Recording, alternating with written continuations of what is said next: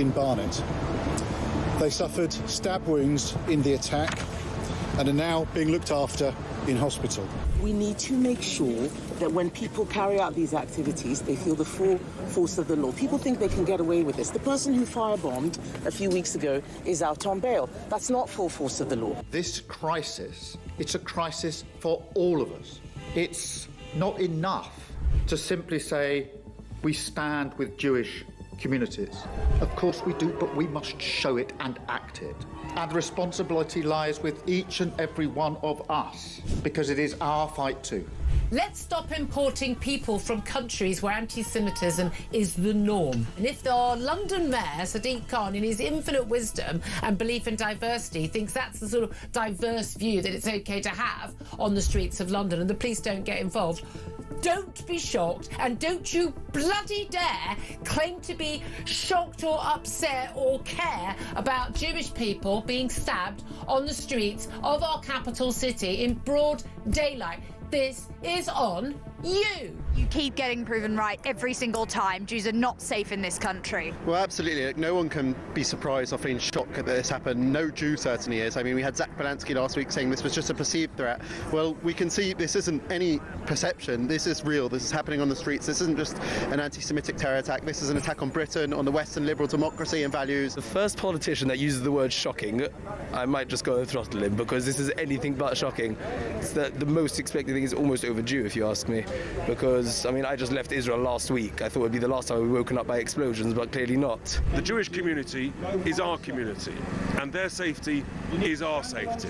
And we have to make it absolutely clear, robust, strong leadership, and this has to stop, because otherwise it's almost being normalised, and it's terrifying, and we're sick of it. Enough's enough. Our plan is a complete step change in how we protect communities, moving beyond piecemeal responses. Across the UK, on DAB+, on your smart speaker, on your smart TV, and on your side. This is Talk.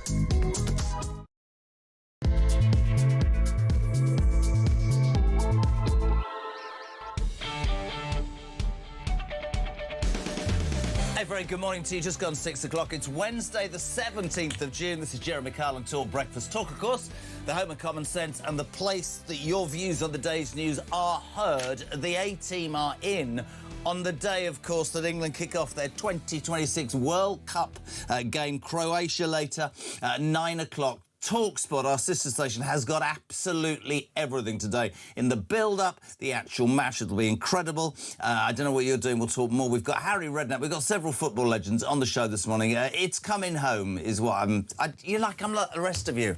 I'm not interested, then I am, then I get excited, then I get disappointed, and I'm going to utter the line that I didn't think I wanted to. Could it happen? Oh, it started already. Tom is in 0344 499 1000. You can send a voice note on that number, 0344 499 1000. You can text this show throughout the next 4 hours, 87222. What are you waking up to?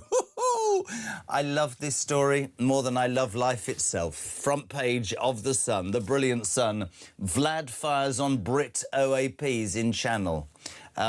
Alan, 71, and Jane, 69, were just merrily boating, just on their way, just having a thing. Suddenly, this bloody big Russian warship shows itself. Apparently, there was a bit of fog, and maybe the OAPs were in the way. Fires warning shots into the sky.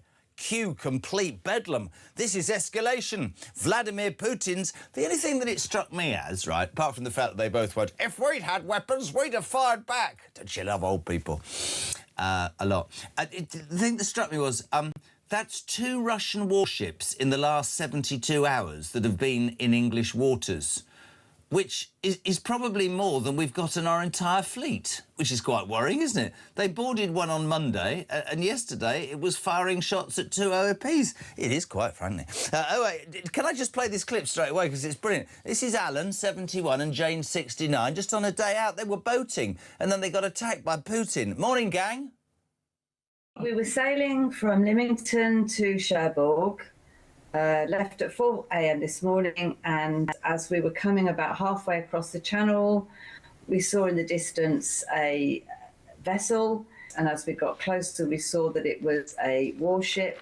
We were about 400 or 500 metres off. It was on our starboard side. It was motionless. It was not adrift. It was 11 o'clock this morning, British time. And as we approached, they gave out 5 blasts on their horn, which means, have you seen us? We immediately turned 2 degrees to port so that they could see we'd made a deliberate change of course, which meant we had seen them. And then a minute or so later, they gave another 5 blasts on their horn, immediately followed by 4 to 5 small arms fire that wasn't aimed at us. It was a warning fire that went up in the air, we believe. The question this morning is, are we under attack? I mean, 2 warships in 3 days. One, of course, with a camera crew at the front, invaded the other day by the Marines. And old Alan and Jane, bless them. It's a shocking story, but it's just, a couple said, should we go to Cherbourg today on the boat from Lymington? Yeah, lovely. Have you got some pastries? Yeah, I've got the coffee, I've got the flask. Jesus Christ, there's a Russian warship coming towards us. 0344 499 1000. The bigger issue there, of course, is military experts say this is a de-escalation. What will the government do about it? They haven't made any comment whatsoever. We've got no defence. Talking of which, it's been a busy old time in the Channel this week. Another heat wave on the way. It's only going to get hotter. 700 migrants crossed the Channel in small boats on Monday. Which begs me to say the same thing as I said earlier in the week, when the Marines stormed that Russian vessel, but nobody seems to be able to go anywhere near a rubber dinghy full of migrants. I mean, it's extraordinary. 0344 4. How can you seize a Russian warship and not a 12-foot long blown-up boat? Extraordinary. 0344 499 1000. All about Keir Starmer as well today. Don't know if you saw the photographs and the footage yesterday at the G7. Completely blanked by most people, most definitely by Donald Trump. Wes Streeting, who likes a bit of limelight. Yesterday he was, I think we should all fly the flags. Really, Wes? He says Starmer must resign this week. There will be a contest initiated to end the drift and uncertainty. Burnham, of course, that all-important by-election tomorrow in Makerfield. He says, if elected, he'll give Starmer one final ultimatum to do the decent thing and give a timetable on when he's going. Otherwise, because they want a bloodless coup, don't they? But they're not going to get a bloodless coup. I've got a bit of an exclusive later at 8:30 from Richard Tice. He's going to be on this show. This is an exclusive from the tea rooms in the House of Commons yesterday. I'm going to tell you the Labour MP who has definitely already got 81 men and women to support him as he, interestingly, will stand for leader. Favourite story of the day, apart from how England had crushed Croatia. Ladies and gentlemen, alarm clock Brits, are you ready? I can't believe this, I'm reading this. Benefit payments, PIP, for bedwetting, acne, constipation and tennis elbow have surged by 500,000. So if you wet the bed, you can't have a crap, you hurt your elbow, or in fact, you spend your entire time hoping to have a crap, you can get money for anxiety. 4 million. I mean, sorry, I don't know what to say. A very good morning and welcome to Wednesday, 0344 499 1000. Who, by the way, which adult's going to go, or even on a form and go, I'm 28, but I still wet the bed. Here's a woman who definitely doesn't wet the bed, but the bed is in a new flat. She's very happy. She moved on Monday. She was depressed. She was worried about the weather and the very cheap removal company, but she's now in an upmarket apartment in London town with wooden floors and a dishwasher. Poppy Coburn. Well, thank you very much for starting with here's a woman who doesn't wet the bed, just in case there was anyone wondering if I was a bedwetter. No, I'm not wetting the bed, by the way, although I would quite appreciate a payout from the government if I pretended to. But I'm very happy in the new place. You're happy? It went well. Lovely. Yeah. Lovely to have you here, my darling. I'm glad the move went well. It's one of those things. Last week was obviously so tumultuous with a horrible situation in Belfast and everything. Can we please start with the... the old bit? Is this not just the most amazing story? It really is. I mean, sometimes I do wonder, the channel's not very big, is it? You know, well, that's what I was thinking. You can swim it. Yeah. So, front of your paper, Russian warship fires shots in Channel. Well, exactly. I mean, I think it's slightly comical, even as much as this is a massive warship. It's obviously not something you really want going through our tiny channel. But I do wonder, it's surprising this day crashes, because you've got old people going to France for their little holiday. Cherbourg, get a bit of booze for the barbecues. You've got Vladimir Putin's oil ship warships that are trying to get down to the Middle East, and you've also got 700 boats that are trying to cross over the Channel in one day. The Channel isn't large. No, it's not. And it is, of course, one of the busiest shipping lanes in the world. But yeah, it's just the sight of these old people just, let's go to Cherbourg for, oh, bloody hell, there's a big warship. There is an issue here, though. Why are there so many Russian ships so near to our land? Well, I think it's a provocation, right? Cause do you? You do think it is? I do think so. I mean, look, I understand that is the route that they're going to have to take. Like, they have to go all the way through the Baltics as well to get round to us. The Channel is something they have to do. But you notice that they avoid Swedish waters when they do the initial route through the Baltics, but they don't avoid British waters. And I wonder how much of that comes from the fact that we don't have a naval presence anymore. I mean, Britannia rules the waves is very out of date. I'm going to tell you something. You'll probably be listening, and I don't want to offend him, but my son came up with me in the car early today, and there's been driven to a golf tournament. And as we crossed over London Bridge, he pointed at the boat that's stationary in the Thames, HMS Belfast, and he went, is that the one that's still trying to get to Cyprus? Which actually, for a 17-year-old, was quite funny. But, I mean, to be fair, that's our Navy there, outside our window. It is extraordinary. I mean, somebody said, you know, look at this straight away, Mick. We are so weak under irrelevant Starmer that jolly Russian soldiers think they can take a pot shot at us whilst he's at the G7 being shunned by everybody. I think that's a relevant point. I think it's on purpose. I think the Russians are doing this on purpose. I understand that there's a procedural reason why they're doing it, but it's to humiliate Britain. It's to say, look how weak you are. I mean, the Russians hate us, I think, more than anyone else. If you watch Russian television clips that have been translated, they are obsessed with the idea that the UK is their ultimate enemy. And so they do have a great opportunity to humiliate us, because it is humiliating. And we are under a government and a Prime Minister that gives no quarter at all in terms of needing to improve defence. He lost his Defence Secretary Healy and Al Carnes last week and refuses, says there's no more money for defence. Yeah, but there is money for bedwetters. There is money. We'll get on to the bedwetters. So let's just talk about Starmer. Let's get straight to it. Where should we start? If you want to challenge the Prime Minister, you need 81 backers. Here's a question for you, Deputy Content Editor of the Daily Telegraph. Do you think Wes Streeting has 81 backers? No. No. This is Wes Streeting on a programme. I don't know what it was on. This is him being asked if he's got 81 backers. This is a masterful demonstration of how not to answer a question. Take it away, Wesley. You say you already have 81 backers. How do you know you've got 81? Like, have you got it in the notes on your phone? Have you got a list? How do you know you've got 81 backers today? Yeah, so talking to colleagues, keeping records, keeping a spreadsheet. And you've got those today? And keeping those conversations going at all times, because this is a fast-moving situation. Right. A fast-moving situation, which means people might change their mind. I'm sorry, he'll probably start. I don't think he's got 81. I don't think he's got 81. If he had 81, he would have gone for it. I mean, let's not forget that the leadership challenge was essentially put on hold for this Makerfield by-election. Yep. But he would have gone for it properly if he had had those numbers. So this is Wes Streeting we're talking about. Wes Streeting came out of the womb willing to be the Labour Prime Minister, OK? He is not someone who's known for his patience. Did the womb have a door? It's a joke. Room, door, womb, never mind. Yesterday, he said, you weren't here yesterday, I think we should all fly the flag. And I'm sat there going, but hold on a minute, mate, you've been part of a cabinet that gave people arrested for even thinking about it. You know what this reminds me of when Yvette Cooper said that she sleeps in Union Jack bedsheets? They always say this when they want to leave the country. They must think that we're thick. They start covering themselves in the flag. He says that by the end of this week, which is also telling because of Makerfield, he says because of the drift and uncertainty, not on the OAP's boat, by the way, that we're talking about the political situation. That would have called drift and uncertainty. He says that he has to.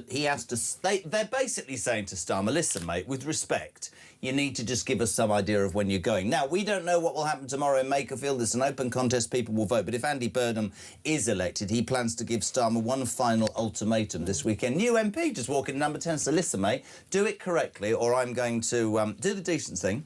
Or this is going to be a bloody confrontation. And he will definitely have the 81. But I'm going to give this out because I can.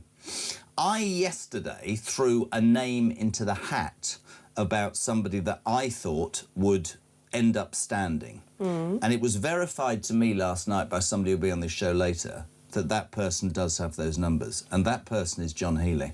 Wow. See, that doesn't surprise me, actually. Not at all. Because he is very well liked, John Healey. I mean, not just across within all Labour. sides of the House. Yeah. And all those people that go, Burnham is our saviour, but I'm going to go to the left and I'm going to raise taxes. There must be a large amount of Labour MPs, especially in that red wall, who would look at reform and who would look at other parties and go, hold on a second, if we go to the left, it's just going to be even worse than under Starmer. And I think, and I said to Richard Tice on later, I said it before, if you look back politically, OK, there's always a favourite, but Cameron came from nowhere out the clouds. There's always been that sort of scenario happening, and I can see it happening, and I maintain that Healey is definitely a dark horse in this. I actually completely agree with you. I mean, I think a lot of people, the reason that they haven't fought against Starmer, even though they dislike him very much personally and they think he is not the right man for the job, they are really worried that the party might one day be led by someone like, you know, Andy Burnham or Angela Rayner. They're really worried that the left are going to take charge again. They can still remember what happened to the party under Jeremy Corbyn. And I think that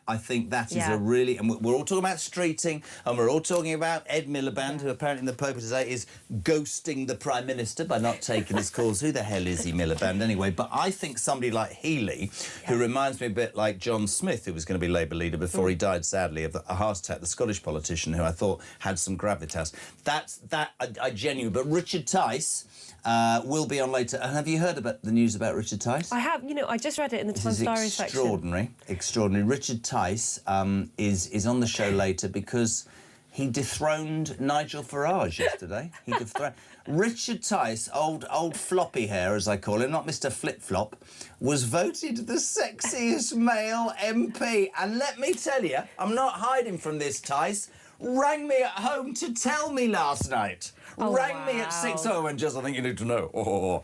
And I went, so what do you want me to do? When Isabel's on today, just say she's a very lucky woman. What am I supposed to do with this? But he and Bednock voted the most sexy politicians. Oh, wow, what a couple. I mean, I did actually see that Farage responded to it by saying it's the strains of leadership. Strains of leadership. I can't win every election, says Farage, deeply hacked off and standing in a pub somewhere going, how did Tice manage to win that? But yeah, old floppy hair's the sexiest MP. Well, congratulations, Richard Tice. Yeah, absolutely. We'll have him on later. Before we go... Oh, Nick! Good morning, Nick! Hello, Nick, Nottingham, ex-Navy. The Russian warship might have been conducting small arms fire. If the vessel was approaching them, they might have just been warning them off. The lady said she turned 2 degrees to port. That's not enough of a turn to show that your intention to move out of the way. This might actually not really mean anything at all. Brilliant. Well, listen, he was in the Navy and he didn't even know where he lived. I'm slightly worried about the direction he might turn a ship in. I don't know about 2 degrees north, port, starboard. All I know is some poor couple left Lymington just on a booze cruise to Cherbourg and nearly got flattened by a Russian warship. Could it be worse? They could have hit one of the dinghies. Yes, well, you see, you're doing it again now, and that's not right. Jamie, good morning. Jamie! Jamie from Benfleet here. I'm all for having Russian warships in the English Channel. They seem to know how to deal with the small boats, which is a lot more than we know how to do. Great show. But I'm not really inspired by these. But they haven't dealt with the small boats because there's the point, right? Yeah. I mean, it's not for the Russians to deal with it. I do think there's something to be said for the fact that there are Russians this near to the shores. Do you know what question? Oh, right, no, listen, right, you weren't here yesterday. Matt Vickers has been granted the great honour of asking... He was full of himself yesterday. I've got a question I'm going to ask the Prime Minister at question time. It's like a lottery, yeah? And I went, he's not there, it's the G7, it's Lammy. And he went, oh, God. So he asked the listeners what he should ask. Well, for the person who says, Russ in Red Hill, do you know what question Matt asked? I've just got in from work. No, because it's this afternoon. So you're obviously deranged. So it's this afternoon. We'll play up. Paul's in Exeter. Morning, Jeremy and Poppy. Being fired on by a Russian warship is a good cure for constipation. So at least those 2 old people won't have to claim benefits. Not that we're implying in any way that old people get constipated. Because I never spend any time not on the toilet. Gary and Bolden, as soon as this Prime Minister starts governing for Brits, maybe we get some volunteers to tackle Russia. But not until. Mark's in Selby. Jess, of course the Marines go nowhere near the dinghies crossing the Channel. There is no room in the boats for a film crew to record them in action. Joanna, good morning. Does it matter if we're under attack? The Labour cabinet are in their bunker and Starmer's dancing at G7 on his own. Good morning, Sean in Gloucester. Love the way Trump completely blanked Keir Starling. brilliant, and his face cracked me up. Did you see that? It's like Keir Starlin, did he just say? Keir Starlin, that's what he calls it.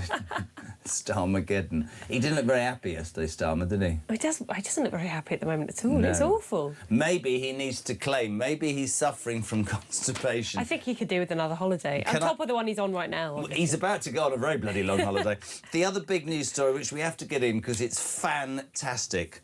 Proof today that benefit payments, right, an extra 500,000 people now claiming PIP for anxiety, but also huge thousands of pounds of taxpayers' money being spent on people with acne who bedwet, have constipation or tennis elbow.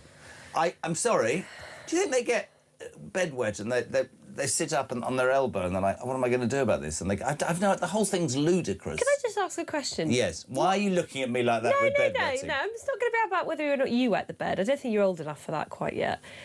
All I was going to say is, why would bedwetting interfere with your ability to get a job? Because I've no idea. Unless you're doing the night shift. Unless you're incontinent and you spend all day wetting yourself. I mean, if you're doing the night shift, I could see you're a security guard, you're working a late shift. I could see if you fell asleep. Yeah.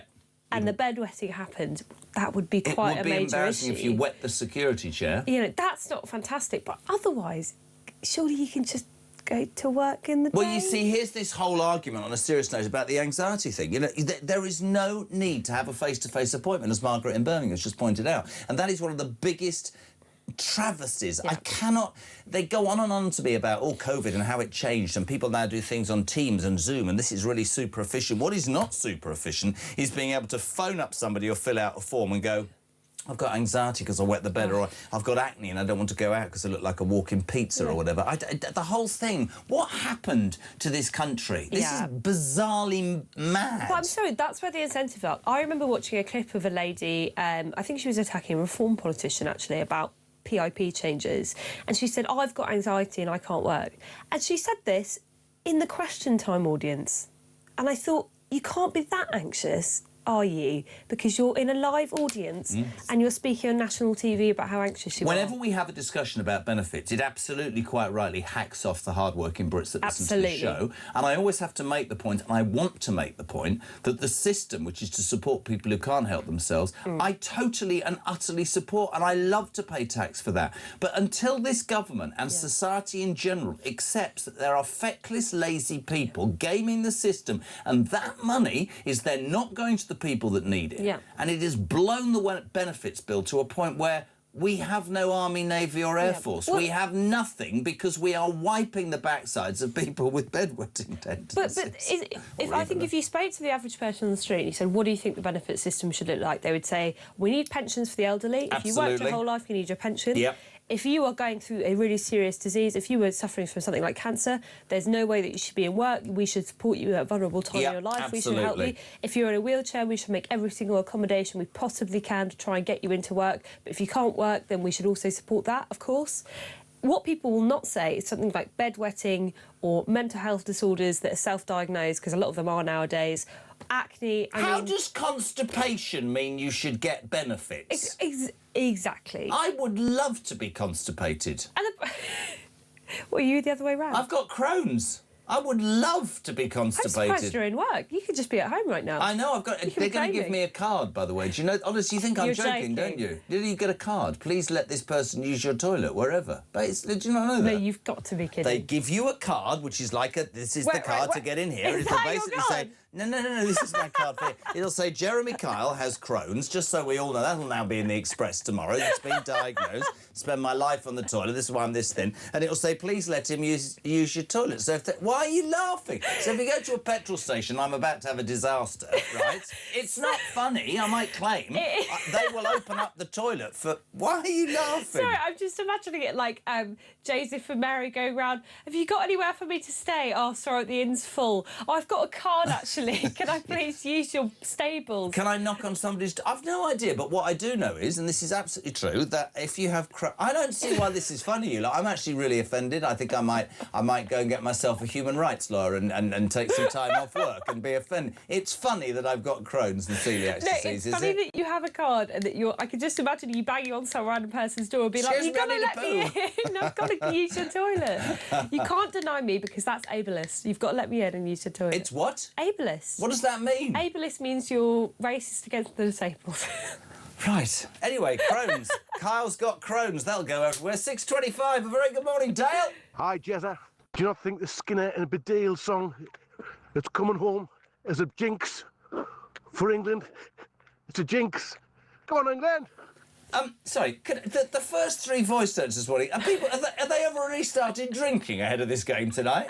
This is extraordinary. Here's me trying to deal with Crohn's disease and people claiming benefits for constipation. Come on, England. 9 o'clock tonight, England, Croatia. Led, of course, England by Thomas Tuchel. He says he'll ring or even sing the national anthem. 3 lines, everybody's up for it. TalkSport have got...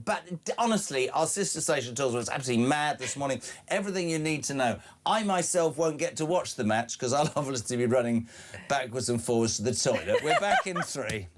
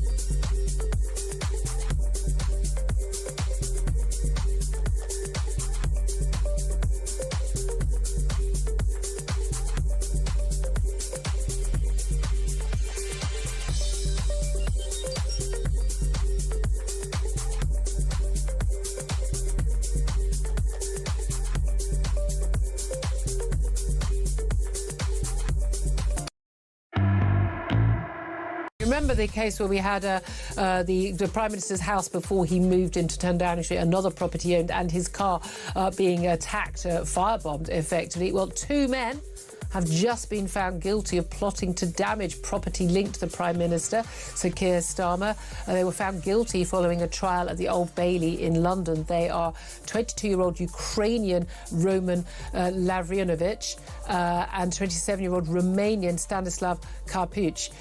They've both been found guilty of plotting to damage property linked to the Prime Minister. Across the UK, on DAB+, on your smart speaker, on your smart TV, and on your side. This is Talk. A very good morning, welcome back. If you could hear what goes on in the break. All I happened to announce was that today benefit payments have reached 500,000 people for acne, bedwetting, constipation and tennis elbow. And then, I've always tried to be honest in the show. It came out I've got Crohn's, which has caused this lot to absolutely laugh because on the way, I'm getting a card, right? I just think it's hysterical here, which basically means if I get caught short, I can go to an office or somewhere and say, can I use your toilet? Poppy Coburn just looked at me during the break and went, no wonder you look fit and well, because nothing ever stays inside you. There we go. 0344 499 You see, this is the breakfast show that does it differently. In the midst of a granny and granda being shot at, I just said. Shot at by the warship from Russia, we're managing to talk about this. You are waking up to the news, my friends, and it's a fantastic headline on the front of the Sun. I mean, it is quite worrying. Vlad fires on Brit OAPs in Channel Tunnel. Old Alan and Jane just left Lymington yesterday morning on the way to Cherbourg for a booze run, and suddenly they were accosted by a massive great warship in the English Channel and fired at indiscriminately by the Russians. And on a serious note, military experts saying this is an escalation. And Pops, I heard an MP say yesterday he believes we'll be at war with Russia within 5 years, and that makes the defence issue so important. Last week, John Healey and Al Khan's resigned because they said Starmer didn't have his priorities right. And I heard that there was an extraordinary resignation speech by Healey yesterday. We'll get it clipped up, but he basically said your enemies don't wait for the Treasury to say it's OK to spend money on defending your nation, which is a real dig at Rachel Reeves and a justifiable one. And also, it takes time to rearm. You know, it's not something that you can do overnight. I mean, you can just see that from the lesson of World War II. It takes a lot of time to rearm. You do not want to be, as you are sometimes, caught short in an emergency situation. Oh, this is not going anywhere, is it? Very sorry, that was a low blow, but I couldn't help myself. I can't take a low blow because I have another accident. Don't, seriously, you sat me off again. But you know... If you make me laugh, that could also result in an accident too much. Jesus Christ. Jesus Christ. Yeah, this morning started off, woke up well, my new flat, and now is a dangerous situation. It's a very dangerous situation. But you're absolutely right. And loads of people responding and going, I know it sounds a bit farcical, but it's not farcical. It's an issue, and actually that whole Russian thing. And I do think that when you strip back the whole Starmer thing, we can talk about, you know, we can talk about immigration, we can talk about the cost of living, but the fact that this government, and I will maintain this, pay more attention to benefits than they do to defending this country. I mean, I mean, I've said this repeatedly on the show. The benefits bill outstrips what the Exchequer gets for tax from people who work in this country for the first time in British political history. Something needs to be done. Oh, thank you. Oh, for God's sake. Today, benefit payments for acne, bedwetting, constipation and tennis elbow have risen to record figures as 500,000 people now claim for them. This is just in. You can qualify for government benefits and financial assistance with Crohn's disease. Eligibility depends on how severely the disease and its symptoms, pain, fatigue and constant diarrhoea impact your daily mobility and ability to work rather than... Sorry, I've got to go. Honestly, I've never been caught short on the show. Oh, I'm glad to hear that, because that would have added an element of anxiety for myself, actually. Well, you'd have to have 4 weeks off, and I can claim benefits for having Crohn's, can I? I've never. Right, go home. Let's go home. I'll get my anxiety benefits. You'll get your Crohn's benefits. Who's going to do the show? Peter Carville will last, no doubt, something like that. The only person left in Britain who's still working. I mean, they're going to have a busy day. Absolutely. Carl, good morning. Morning, Jeremy. Morning, Poppy. Still got the fake champagne on ice in the fridge, hoping to break it open. This time, Starmer, what do you reckon? He could be going. He could be going. Will he throw the toys out the pram, though, and call a general election? That would be the one, wouldn't it? I would definitely break it open. I would be happy, really happy, if he calls a general election. I don't think we'll be that lucky, though. What do you reckon, Jeremy? What do you reckon, Poppy? I'll tell you exactly what I reckon, and then Pops will say his bit. Makerfield by-election tomorrow, of course. You will understand, and we've said it many times before, when we're doing a show like this, we're in what's called purdah. We can't be saying, do this, do that. It's up to the people of Makerfield. My personal opinion is, I think Andy Burnham will probably win. I think he'll go to Westminster. I think he will challenge Keir Starmer, but I do not think it's a done deal. I do think... And I hope to God there is enough sense in the Labour Party in the Commons to go, if we veer as left as Andy Burnham has proven to veer left, we're not going to be able to govern for 3 years, because the clamour for a general election will lead. I've said my piece earlier about John Healey, somebody like that as a different candidate. I think that could happen. But Starmer, the big question from me to you, Pops, is everybody knows when their time's up, right? Do you think, all I hear from this man is, right, I'm going to fight, and I was given a mandate by the people 5 years ago, and I get that, I do get that, and I don't agree, and I criticise the Tories for swapping PMs in mid-flow, so to think. See, flow now makes me think I'm going to have an accident in a minute. The whole thing's gone wrong, hasn't it? But the thing about Starmer is, in the Tory party, somebody visits, you know, the old chairman of the backbench 22 committee comes in and goes, Prime Minister, you've lost the party, you need to resign.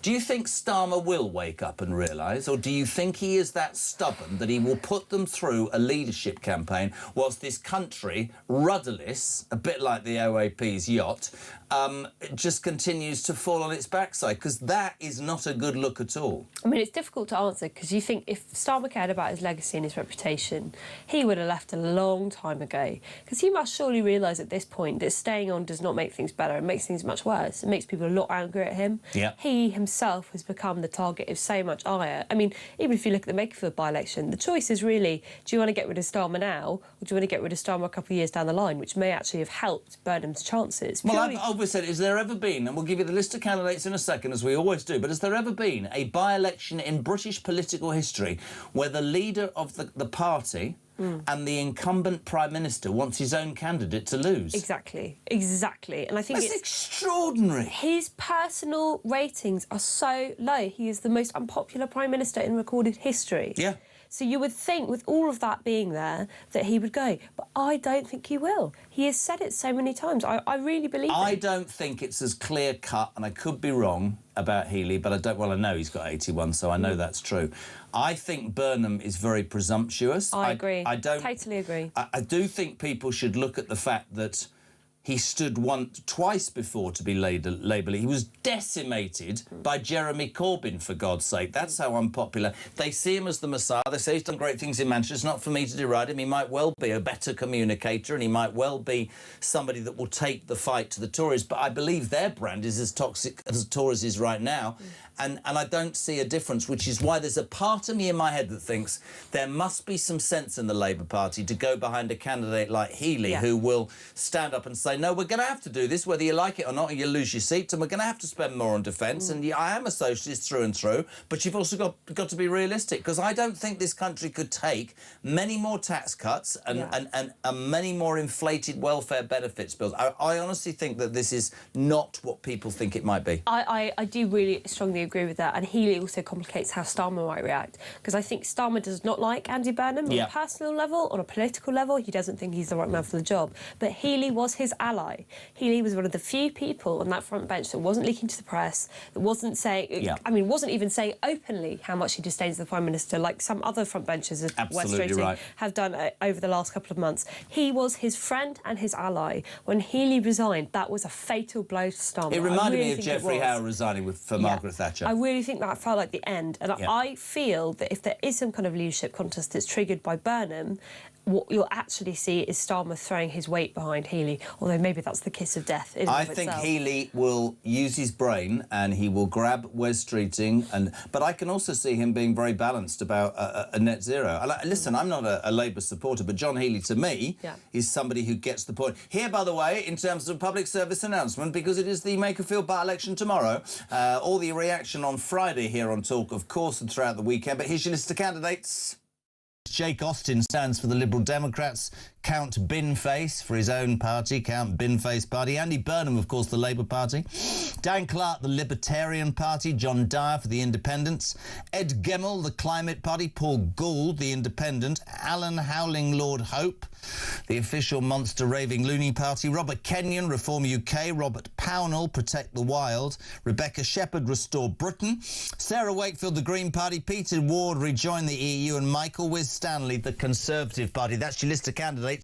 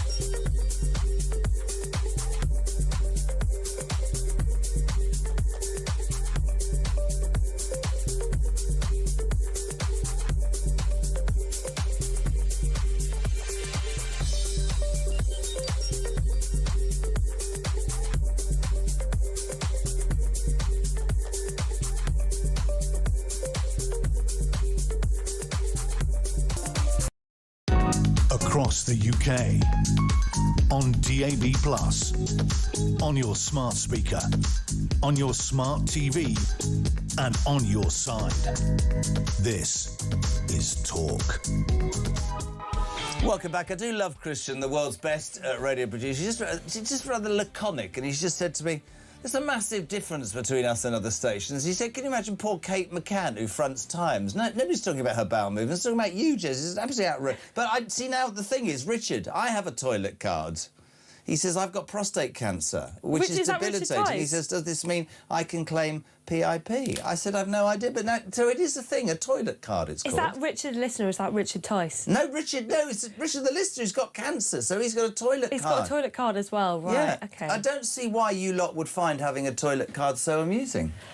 You know what? I wasn't laughing. I wasn't laughing. Those were tears of gratitude at your bravery for your condition. She's actually a real journalist, this woman. That was amazing. Was that believable? Yes, weirdly, almost. 0344 499 1000. Let's go back to the warship that opened fire on two hapless pensioners who set off yesterday, Alan and Jane. They set off from Lymington to Cherbourg on a day trip to buy some booze. Halfway across the channel, this bloody great warship that started firing at them. Charlie and George, good morning. Morning, Jezza. Morning, Pops. Charlie and George on our way of work again, helping to pay off that 40 billion welfare bill. This story about the Russian naval ship firing a shell across a couple of pensioners, I just think it's a no story. One of them that they put out there just to throw the scent off, you know. Anyway, you all have a good day. Over and out.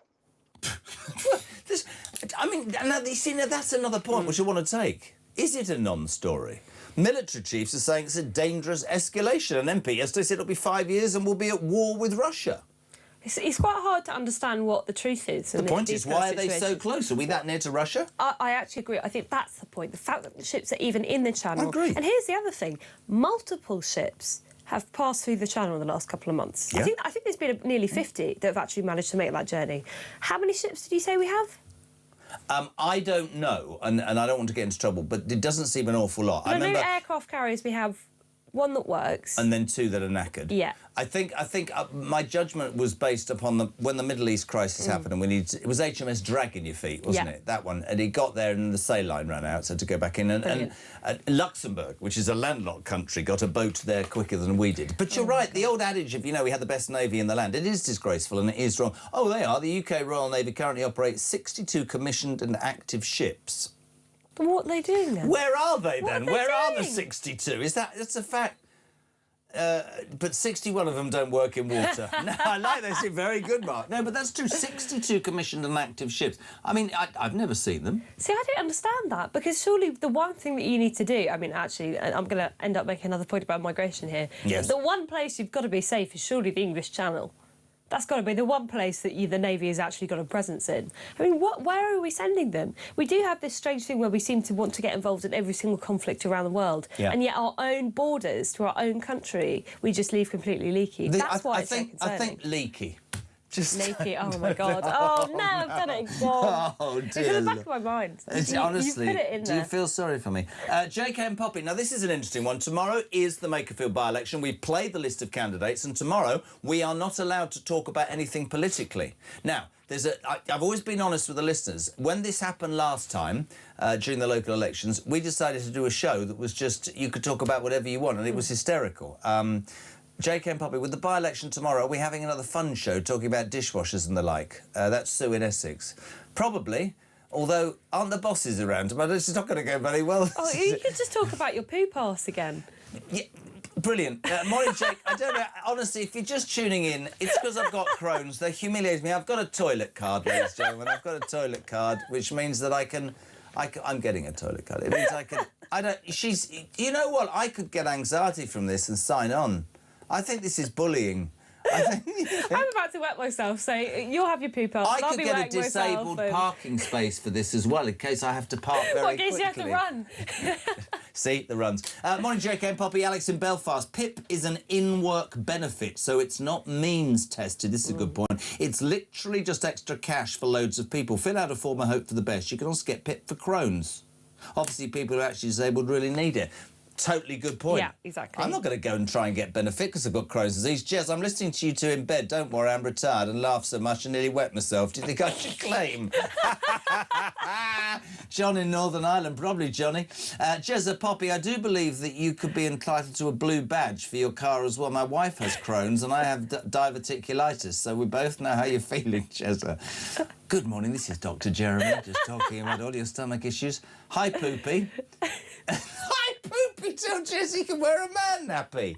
This is, honestly, But you see, I've always been Hi, Jez. So you've got Crohn's, but look on the bright side. At least you're not full of... Brilliant. Thank you very much indeed. Yes, I've had one beer because I work nights, so the morning is my evening, says Russ. That's brilliant. brilliant. So, yeah, you think you have Crohn's, but seriously get yourself tested for celiac because it can mimic Crohn's. I've got both. I've got celiac disease and Crohn's from the old man, just so you know, Peter. Thank you, Christina. Celiac means I can't have gluten. My life's a miserable. I can't eat anything I want and I spent half of my life on the Kazi. I mean, you're a very brave man for sharing your struggles with us. And very brave as well for not signing on for this, because I think you've got multiple claims now. So you've got celiac disease, yeah. You've got Crohn's. What else have you got? I've got humiliated at work and it causes me anxiety by my female co-host. Yeah, you've got a harassment case that you can take to court. I've got OCD, definitely, because I can't bear the fact, and ADHD. Honestly, I don't know why I turn up for work. Well, you could be a millionaire with all these claimants you could be making. No. Don't worry about that. I'll just work. JK, what a level codswallop about acne, bedwetting, etc. Shops sell knickers to accommodate little spills, by the way, for you. Honestly, what has happened? Thank you, Christina. Jez, with all these Russian ships, that's what I love about talk. We've gone from man nappies to a Russian warship. Literally 3 seconds. If you're tuning in to this show, this isn't the way to do it, but somehow it resonates because... Do you know what? Actually, can I just say this? Don't we live in a miserably boring world right now where everything... And isn't it all right to just have a laugh occasionally? I think so. I think it's important to have a laugh. Otherwise, you'll go completely insane. Jez, with all these Russian ships in the Channel, could the government not do a deal to ask them to stop the migrant boats, says Rich in Hart? Said a bounty or something? Oh, I think that might be true. Michael, morning, Poppy. Absolutely... sorry... The pooper is nothing to... No, pooper? Shall I just go off to the toilet? John Healey is the only person who can save Labour and their dysfunctional MPs from the dole. He is respected by the public. He is an honourable man, says Michael. I felt that during his resignation speech. I agree with that. Morning, Sean. Morning, Jeremy. Sean from Grimsby. So the Russians are now firing warning shots at yachts in the English Channel. But I know how we can fix it, Jeremy. I know how we can stop the Russians from doing this type of stuff. We can spend more money on benefits, because that's what we seem to do in this country to solve everything. More benefit money. Great show, mate. Oh, by the way, it's coming home. I thought he was going to say it's coming out. It is coming. Well, listen, lots of people very excited. England, Croatia tonight, 9 p.m. on our sister station talkSPORT. Everything you need in Dallas, Texas. It's going to be incredible. Thomas Tuchel, the German manager of England, says he will sing the national anthem. Very, very excited here. Everybody's getting... we should we not replace this with the old flag of St George of today, or would we be taken off air? I think we might do that. We asked the management. Let's remove the Jeremy Kyle breakfast. Let's have a gorgeous... Oh, no, sorry. We've had to...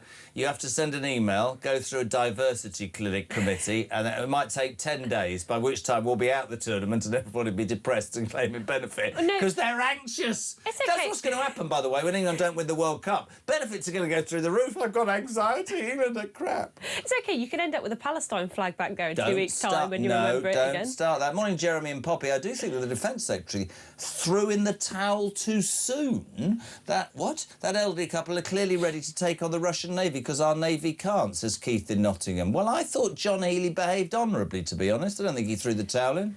I mean, I think when Dan Jarvis took over the job, there were quite a few people with military backgrounds who were pretty messed up. What are you laughing at? Jez, sorry to hear about your crows. If you can't claim Pip, maybe you could claim Plop. I mean, really. You could claim Plop. It's just not worth it working with you lot, is it? Morning, Jeremy and Poppy. Ding Dong Coburn. What does ding dong? I'm just pleased that no one said Poopy Coburn, to be honest with you, The Channel story is a non-story. As much as the media would like it, the Ruskies never fired at a yacht. Put it down to nautical etiquette. Nautical etiquette? In the way of a bigger ship, fire a warning, Bob's your uncle. There have been... Joe, I can't do this. There have been several incidents of young men sitting in GP surgeries. Am I reading this? Come on. Defecation in front of the receptionist so they can go and claim Pip. But I could have just said...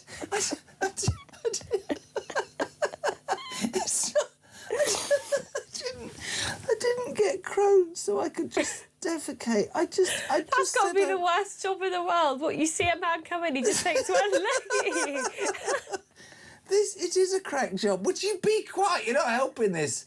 Look, this started, if you're tuning in, wondering why we're laughing. Benefit payments for acne, bedwetting, constipation and tennis elbow have risen to record levels. There's 500,000 now claim it. I just happened to announce that I've got Crohn's disease, which has resulted in a huge array of, you know, I shouldn't claim Pip, I should claim Plop. It's my absolute favourite. Oh, Steve, good morning. You go to America and see how many toilets they've got. Every store has got a public toilet. They legally have to have one. What we got here, there's very few places you can use. I totally agree with you, mate. You need your card. You need to claim asylum. I'm going to America. I'm claiming asylum in America. Why is the reason you want to move? You have more toilets than we do in the United Kingdom. You have to pay in the United Kingdom, don't you? Have you been to those toilets? Who's got 10p in the pocket? I mean, they must be running you down. I haven't got You've got time no for money 10p. left. Sometimes I have to reverse right in. I've got to get there quick. Do you know what I mean? You're jumping over the barrier to get through. Morning, Poppy, and very old git. My wife claims, Pip, as she has a kidney disease that requires having dialysis 4 times a week. The hoops we had to jump through to get it. How someone with bloody tennis elbow gets it is beyond me, says Paula Hitchin, which is a really good point, isn't it? No, well, that's the good... You know what? I think for people who are honest, they always say about the system it's really, really difficult to navigate because the people who are taking the... I'm not going to finish that sentence. They are the ones who know how to jump through every hoop. They've got these forms that they print out online and they just tick, tick, tick, tick every box. They know what to say to GPs and to examiners to make sure that they get the money. That's why it's so unfair, because you've got so many dishonest people who are playing the system. With all those kids and old Crohn's disease, you could probably get more on the rock and roll than you get paid at Talk.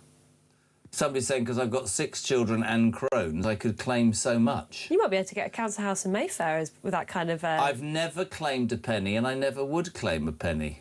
I don't understand. Never claim a penny, but you spend a penny. Well, you spend a penny, you'll spend £1, I suppose. To be honest, I don't always know about it, is what I'm going to say. Which probably sums up my life. 10 to 7, 0344 499 1000, text to 87222. Poppy Coburn is here. We're looking at the papers. You're waking up to that news. Front page of the Sun, Vladimir Putin.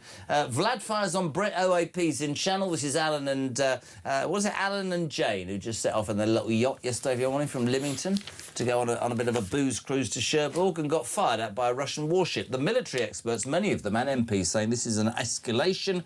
What will the government do about it? Probably very little. It's also been a busy time for cross-channel ferries or even migrants. Monday, 700 more illegal migrants into this country. This problem gets no better, Poppy, at all. And a big, big week for Keir Starmer, shunned by Trump yesterday at the G7. Wes Streeting has come out and said, you've got till the end of the week, drift and uncertainty. I will launch a campaign. Andy Burnham, if he gets into Parliament, he said, I will give Starmer one final ultimatum this weekend, or there will be a coup. Honestly, my stalking horse, I've said it for a couple of days now, and Richard Tice later on will tell us how he knows this to be factual. John Healey, the man that resides as the Defence Secretary, a rather steady, straight down the middle, respected Labour politician with more experience than most of the front bench put together. He apparently has acquired the 81 signatures it would need to launch a challenge. It'll be very, very interesting for Starmer. Morning to David, who said, I've got to be honest, I love this show, but it's definitely going down the toilet. Really? You see, Poppy's not reacting now because you feel so... You're worried, aren't you? Are you upset the way that you've been deriding me this morning? No, I'm just hoping that I'm going to get through the hour without you having to go to the toilet. I'm on tenterhooks. What, because you'd have to then do the show on your own? There are people who want you to do the show on their own. Well, go do the show on my own. I think I've been deliberately given Crohn's. I think this is not conspiratorial. I've been given it by other forces. So I'd say, hello, I'm Poppy, this is the Poppy Show. You were just watching the Poopy Show with Jeremy Kyle. What about that? No? Honestly, Big Mark, by the way, pushes the buttons, have started interfering a bit today, and he keeps making sarcastic comments about me and my condition to me. He says, how do you prove it? Do you go with the... I don't know, mate. How do you prove it? Well, you've got to do what that poor caller came in and said. You've got to go to the GP, and as you're waiting for your appointment, you've got to... yourself. Nice. 0344 499 1000. Are you a football fan? Are you excited about tonight? You're not, are you? The old boyfriend is? No, so my dad's a massive Tottenham fan, so my dad's side of the family, all massive Tottenham fans. Will they all go to the pub tonight and watch it?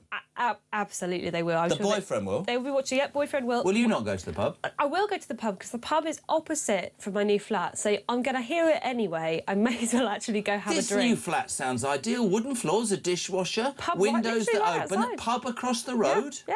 So hopefully football will be coming home and we'll win. Otherwise, I imagine my night's going to be quite depressing. Does he get quite down? Oh, he gets very down. He's a QPR fan. Is he a QPR fan? Yeah. That's 3 of them. Blexley, Dino, and your boyfriend. Yeah. Honestly, he says that. When was the last time QPR won a league? I think it was back when dinosaurs used to walk the earth. 1735, I think. Go. Probably worse than West Ham. So we have learnt, just to sum it all up, do you think that Russia is going to be an increasingly big problem for our security? Are they just playing? Look, I think Russia will be a big problem for our security, but it's not even just one country. It's if anyone wants to have a pot shot at Britain, they must see, from the way that we've been handling our defence woes, that they can. We're an open door. That we can't even defend our own borders. How on earth are we going to fight a war? It's interesting. It's an interesting point. Bearing in mind 700 migrants came in on Monday. Starmer, it's going to happen, isn't it? Well, I don't want to get your hopes up. I don't care, because I think the alternative could be worse. I just think he's incompetent. Very good point. I don't see how he makes it to the end of the year.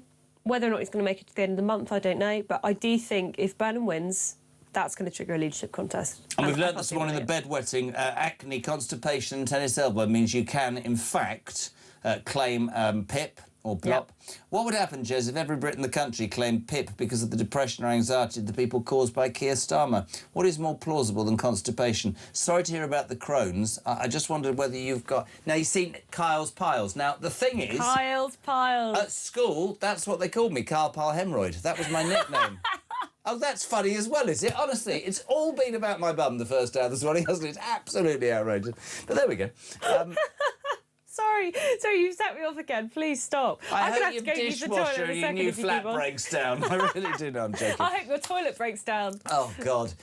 Don't worry, I've got my car. I'll just go next door. Jez, the warship. Powered ship is supposed to give way to sailboat. William in North Yorks. There's a lot of sailors. There's a lot of people who know the ways of the water. I don't know the ways of the water. Do you... Ways of the water? What the rules on the ocean? The ways of the water. I know the ways of the water. Poppy Coburn is out of here. She's been brilliant. She's been on twice this week. You back Monday? Yes, I am. God bless you so much indeed. Thank you very much indeed for listening, by the way. That first hour of the paper review. We're back at 7 o'clock. Who's coming up? Look at this. Who's on? Ben Habib. We've got Richard Tice, Ben Habib, Isabel Oakeshott. We've got loads and loads of people this morning. 0344 499 1000. Your text messages, keep them going throughout the morning. 87222. We're here with Talk Breakfast. I say it each and every day. Your views on the news of the day, massively important. John, good morning. Good morning, Jeremy and Poppy. Lovely day. John from the Dordogne. Got to take exception what you've been saying this morning about this Russian warship. Firstly, it's in international waters. And secondly, if we do go to war with Russia in 5 years' time, won't it be NATO going to war? Because we're a part of NATO.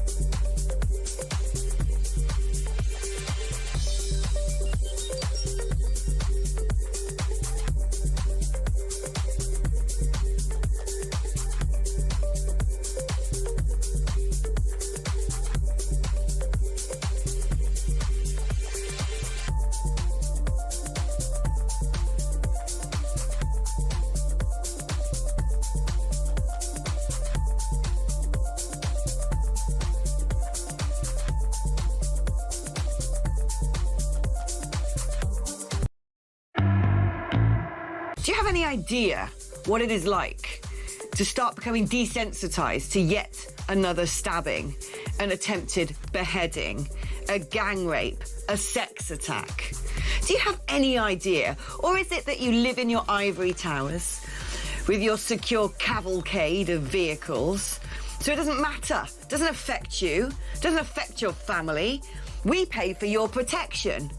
Why aren't you protecting us?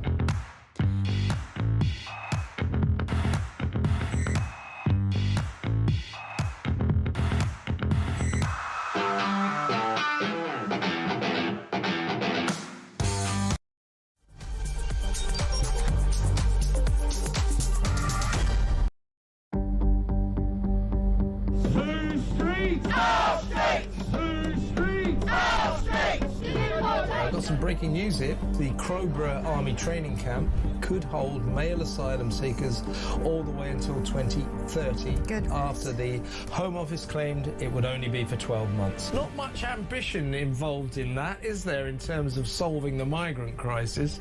Absolutely, and the way that the Labour government gaslit the public when the migrants were first moved in there, saying, you know, you guys are absolutely being mad. Crowborough is a quiet, leafy town in East Sussex.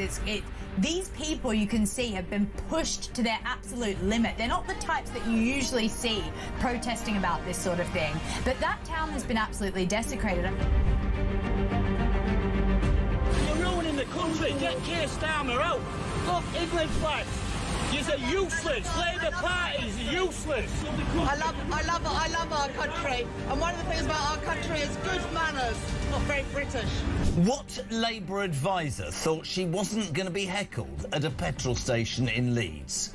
Do these politicians actually ever get out and understand what it's like for real working class people? I thought it was British to exercise a right to free speech. That's what Keith Stalin told Trump. That's what White Van Man was exercising yesterday to Richard III. Oh yes, I remember. We're not really allowed our right to free speech in case we criticise the government. You can't blame people so many decades away from you for the chaos that has been caused by Labour. This is cheap politics, isn't it, Syrian? Well, it's stupid politics. I mean, who raised national insurance on part-time workers? Labour. Who's been the stupid people that have wandered down the road and increased taxes on businesses and on individuals? Labour.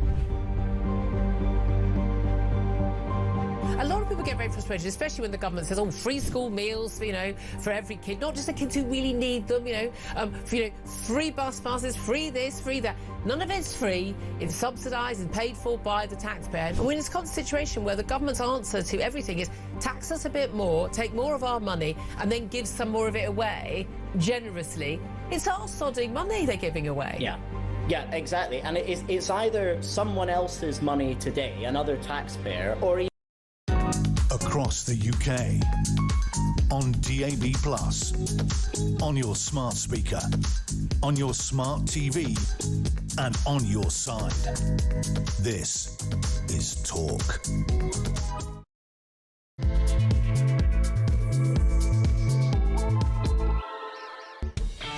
Hey, very good morning. Welcome back or welcome along. Just gone 7 o'clock. We're live across the United Kingdom. This is Talk Breakfast, of course, the home of common sense and the place where your views on the day's news are always welcome. A team are in 0344 499 1000 to Tommy. You can ring. We'll get you on. You can leave a voice note as ever. 0344 499 1000. Your text messages 87222. What are you waking up to? Well, this extraordinary story all over the papers. Front page of the Sun. Vlad fires on Brit OAPs in Channel. Many people pointing out this is the second incident with a Russian warship in 72 hours. On Monday, Marines boarded one with a television crew. Yesterday, old Alan and Jane from Lymington set off on a booze cruise to Cherbourg and halfway across the channel got accosted by a bloody great Russian warship which fired warning signs. That people are saying, come on, it's the waterways. Others are saying, oh, it's an escalation. This is a nightmare. I saw an MP yesterday say, it will be 5 years and we will be at war with Russia. One thing this absolutely does, in my mind, crystal clear, is make the argument for increasing the defences of this nation. It must be paramount, as important as the immigration issue. This country needs to get its head out of its backside and concentrate on doing the right thing. Loads going on as well. A busy day on Monday. 700 illegal migrants coming across the channel. Weather's getting better. Heat wave on the way. You can just imagine how those figures are going to soar. And Keir Starmer... it is the last chance saloon, we think. Last chance, I don't think he's got a chance. He's at the G7, snubbed by Trump. He's sort of hanging around looking like he wanted a conversation, didn't get one. Back at home, Wes Streeting yesterday saying, you need to say you're going.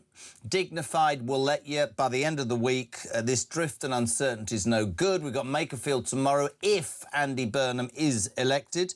He says, I'll give Starmer one final ultimatum this weekend. If not, there will be a coup. If you want a bloodless coronation, just go. Starmer, though, says and I quote, I'm fighting on. I will challenge, I will fight, because I was given a mandate by the British people for 5 years. Really, really interesting. Your thoughts on all of that, 0344 499 1000. We've got breaking news in terms of the economy. UK inflation, we've just discovered, remains at 2.8%. Hasn't gone up, hasn't gone down, just sort of flat, a bit like we all feel. Big game tonight, of course. Fascinating game tonight. England, Croatia in Dallas, Texas. I think my daughter Ava's going, who's over there on Camp America, but we'll find out later. But Tuchel says this is a fantastic chance for England. TalkSport, our sister station, has got every single bit of the build-up today. Everything you need on the only radio station that brings you live football, TalkSport. Unbelievable coverage, I've got to say that. Many people excited, a few more like me, a bit cynical. I want them to win, I do, more than anything in the world, but let's just temper it a little bit. But tell us where you're going to be watching tonight, how you're going to be watching. We're definitely, for the first time in my life, I'm not going to get 6 hours sleep tonight, probably about 2. Couldn't give a rat's. 0344 499 1000. Just because we just want to end this conversation now, because it's, you know, I think we've got to the bottom of it. Benefit payments, we found out this morning, for acne, bedwetting, constipation and tennis elbow have reached appallingly high levels. 500,000 people are now claiming PIP for anxiety. I happen to announce that I had a condition called Crohn's. This is the last text I'm going to read out. Matt from Bicester. Good morning, Jez. Sorry to hear about your condition. I just wanted to ask, are you sitting on a chair or a stool? Brilliant. 0344 499 1000. We'll say a very good morning. Fascinating. I'm so glad we've got him. Ben Habib, good morning, my friend. How are you? Good morning, Jeremy. Very well indeed, thank you. How are you? Yes, just having the mickey taken out of my condition. First of all, as a patriot, England tonight, you watching? I'm afraid I'm not watching. I'm out tonight. Are you a big football fan? Do you believe it's coming home, or do you think the people get hyped up? Well, I'm not a big football fan, again, I have to be honest. Rugby is my game. I'd much rather watch a game of rugby than a game of footy.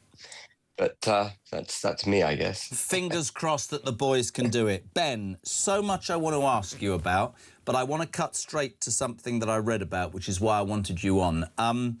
We have to, and you will know this, with the Makerfield by-election on tomorrow, we have to, in terms of broadcasting, steer a very straight path, and we will be reading out the list of candidates tomorrow, all, I think, 18 or 20 of them. There is talk that this could go one of two ways, that Reform could win, that Andy Burnham could win, that the right could splinter itself with an increase of Rupert Lowe's party Restore. There seems to be some feeling that they could do that on the ground, and that could let Burnham in. All of that will pay out and people will vote accordingly. But am I right and wrong in reading that I heard that your party advances? Are you teaming up with Restore? Are you allying yourself to Restore? What did I read earlier in the week, my friend? No, so a year ago I determined, more or less exactly a year ago, I determined that a new party was required to the so-called right, on the right-hand side of British politics, because Reform was all over the place, and we can debate Reform if you like. And Advance did really very well. We got 30,000 members in very short order. That was the number of members with which Reform fought the last general election. And we were spreading our wings and beginning to establish ourselves when Rupert Lowe converted Restore Britain from a movement into a political party. And to start with, Rupert Lowe's party basically had a phenomenal presence on social media, but it wasn't obvious that it would manifest itself in the real world, that presence would manifest itself in the real world. Then the local elections came and they won those 10 out of 10 seats with thumping majorities in the Great Yarmouth area. And then at the beginning of the Makerfield election, the by-election, the first poll that came out showed Restore Britain on 7%. Now, people might think 7% in a by-election's not a large percentage. You're not going to win you're not going to win the election with 7%. But it is virtually unprecedented that a political party that's 2 months old polls 7% in a by-election. It is now the determining factor in that by-election. Reform is not going to win. Andy Burnham is going to win that by-election. But Restore is going to get many more votes than people think. And because of Restore's momentum, it made sense, I thought, for Advance effectively to deregister as a political party. to make way for Restore to do whatever it's going to do, which I think will be very healthy, frankly, for politics in this country, because we do need a massive all-out debate on the right-hand side of British politics to determine what this country genuinely needs to save itself. Reform hasn't got the answers. I think Restore, at the very least, will bring massive pressure on Reform and the Conservative Party to do the right thing. So I have no skin in this game. I'm going on articles that I've read. I spend my life trawling and reading. I've got no skin in the game. Let me throw a few things at you. You talked about disenfranchising Advance. You believe that Restore has got momentum, but you make the point at 6 or 7%, from what I know, that that could be the difference between Labour winning and losing. Yeah.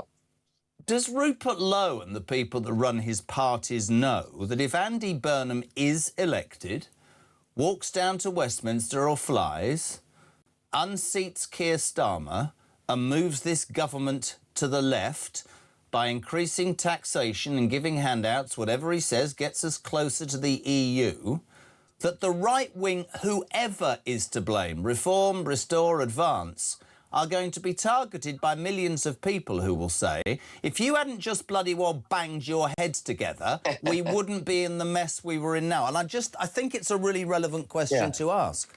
So I entirely agree with you that it would be ideal for the so-called right-hand side of British politics to get their heads together and determine what's required for the country. Sadly, the individual responsible for not allowing that to happen is Nigel Farage, someone who effectively has undermined, I think, Reform's position by making it Tory Mark II. He's taken in some good former Tory members. Of course, there are good people who came out of the Tory party, but he's got some absolute disasters in Reform now. And who's a disaster? Jake Berry, Nadeem Zahawi, Nadine Dorries, all these people were part of creating the problem for this country. They were part of the, we're not really pro-Brexit, we're kind of 1 foot in Remain, 1 foot in Brexit at best. Some of them voted Remain. Nadeem Zahawi wanted an amnesty on all illegal migrants. Nadeem Zahawi was pro-vaccine mandate, pro-lockdowns, pro-net zero. Jake Berry the same. These people haven't got the agenda that's required to save this country. Can I throw something in? Because I am fascinated to have this with you. And as I say, I don't have any skin in the game. Yeah, I voted Reform in the last election, but like everybody else, I made a decision and I'll make a decision next time. I've said my bit about the right fracturing. We've heard about the egos. People will say Farage has got an ego, Rupert Lowe's got an ego. You did what you did. The thing that I think, if I'm wrong, tell me. I look at the Tory party and I judge it on that interview I did before the last general election, when a member of Reform was outlining the things that they wanted to talk about. You know, securing borders, getting more policemen and women on the streets, lowering taxation, blah, blah, blah. And I remember thinking, do you know what? Those are the things, Ben, that I, as a kid growing up, was told that was pure old-fashioned conservatism. And before I could open my mouth, an incumbent Tory MP said that's far right. The south of the right, some would say this about Reform. The papers have started to attack Restore and say it's full of neo-Nazis. Advance has been criticised as well. And I hate that moniker, far right, OK? Yeah, because so do I. In my mind, the party that will turn this country round cannot be far right. It can't say everybody should leave, or it can't be like that. It has to acknowledge there are problems with immigration, with the cost of living, with law and order, with all those things.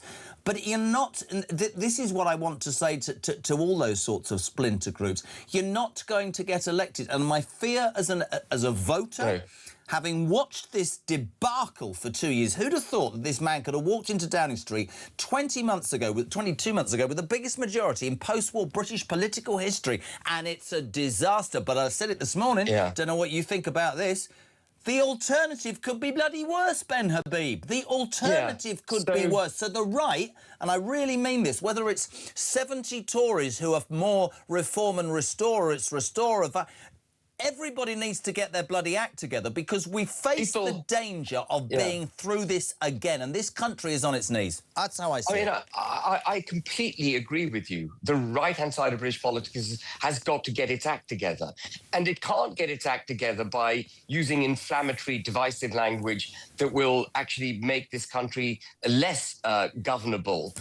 What we've got to do is identify very calmly the root causes of the problem of this country, which I don't think reform has done, and then come up, having identified the root causes, come up with the, again, in a non-inflammatory way, the solutions that are required to fix the country. I mean, my two comments about that, what would you identify? And if we're talking about inflammatory, and I've no skin in the game, some of the social media stuff out of many parties on the right, predominantly at this moment Restore, but many, are incredibly inflammatory. What if I asked you, you're a man I respect, if you were standing up in front of the British people, you were saying, this is my plan, what are the top things that you know need dealing with ASAP?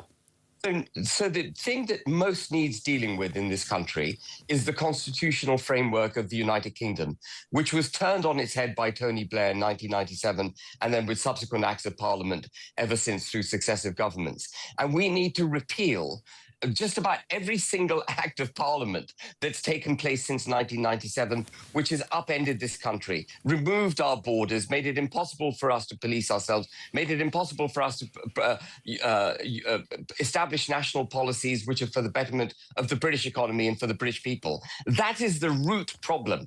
It's an over-legislation over 30 years, which has undermined this country. None of the political parties are actually saying that. Restore does say it, but I do agree with you. Some of the language coming out of Restore needs to be reined in.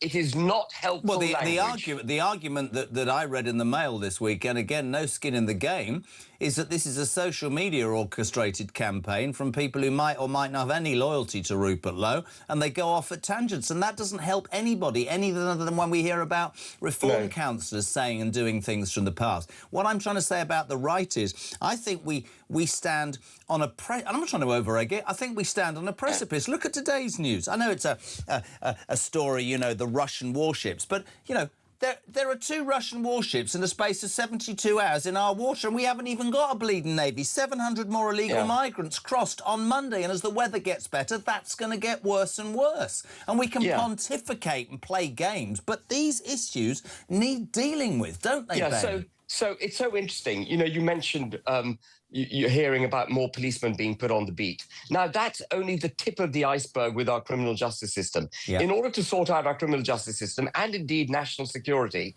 it's not just a matter of buying more guns, more airplanes, more policemen on the street. It's actually changing the law of this country so that the policemen, the judiciary and others understand what they need to be doing in their jobs. The policemen, even if we got another 20,000 policemen right now, they wouldn't know what to do because I have to say, we were lucky enough to be on air, and you've had your beef with Nigel Farage, but when he stood up last week and said there's 2-tier policing, the rows of gormless MPs barracking him and just looking at, saying, and I look at these people and think, so you're telling me, are you, that poor Henry Novak, a white kid who died on the streets of London town, and the last thing he heard was not his last rights being given to him, his rights by a copper who didn't believe he was stabbed.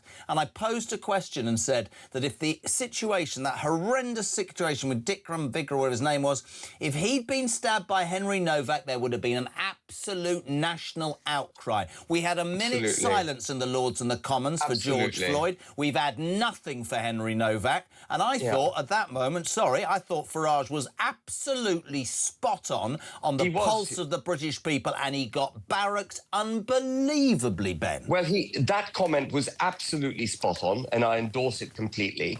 And it evidences that this country needs a complete rewiring, as I started off with, in our constitutional setup. Because how can you have a police force that actually isn't policing, when I say blindly, I mean without regard for someone's ethnicity, colour, religion, or whatever. A police force has to be blind in the application of the law. If you do the crime, you do the time. That's the criminal justice system. And our security, our national security, our army, our navy, our air force, they're all hijacked by the same issues. We had the RAF recruiting fighter pilots based on the colour of their skin, not on their ability to fly a jet. That is the fastest way to undermine British national security. We can't stop boats in the Channel because we've got a legislative framework that prohibits us from putting British citizens first and will allow this assault that's taking place by illegal migrants on this country. We need to re-engineer all of that. And everything I've just said is very, very radical, would require very radical changes to what's been going on in the past. But nothing I've said is inflammatory, Jeremy. No, nothing. I agree with you. It's Interestingly, just a matter of fact. and when I watched those MPs deriding... Did you hear what Nigel Farage said? He came on the show and he said that as he left the comment, and literally 645 of them looked like he'd gone into their house on Christmas Day and stolen the Christmas presents from under the tree.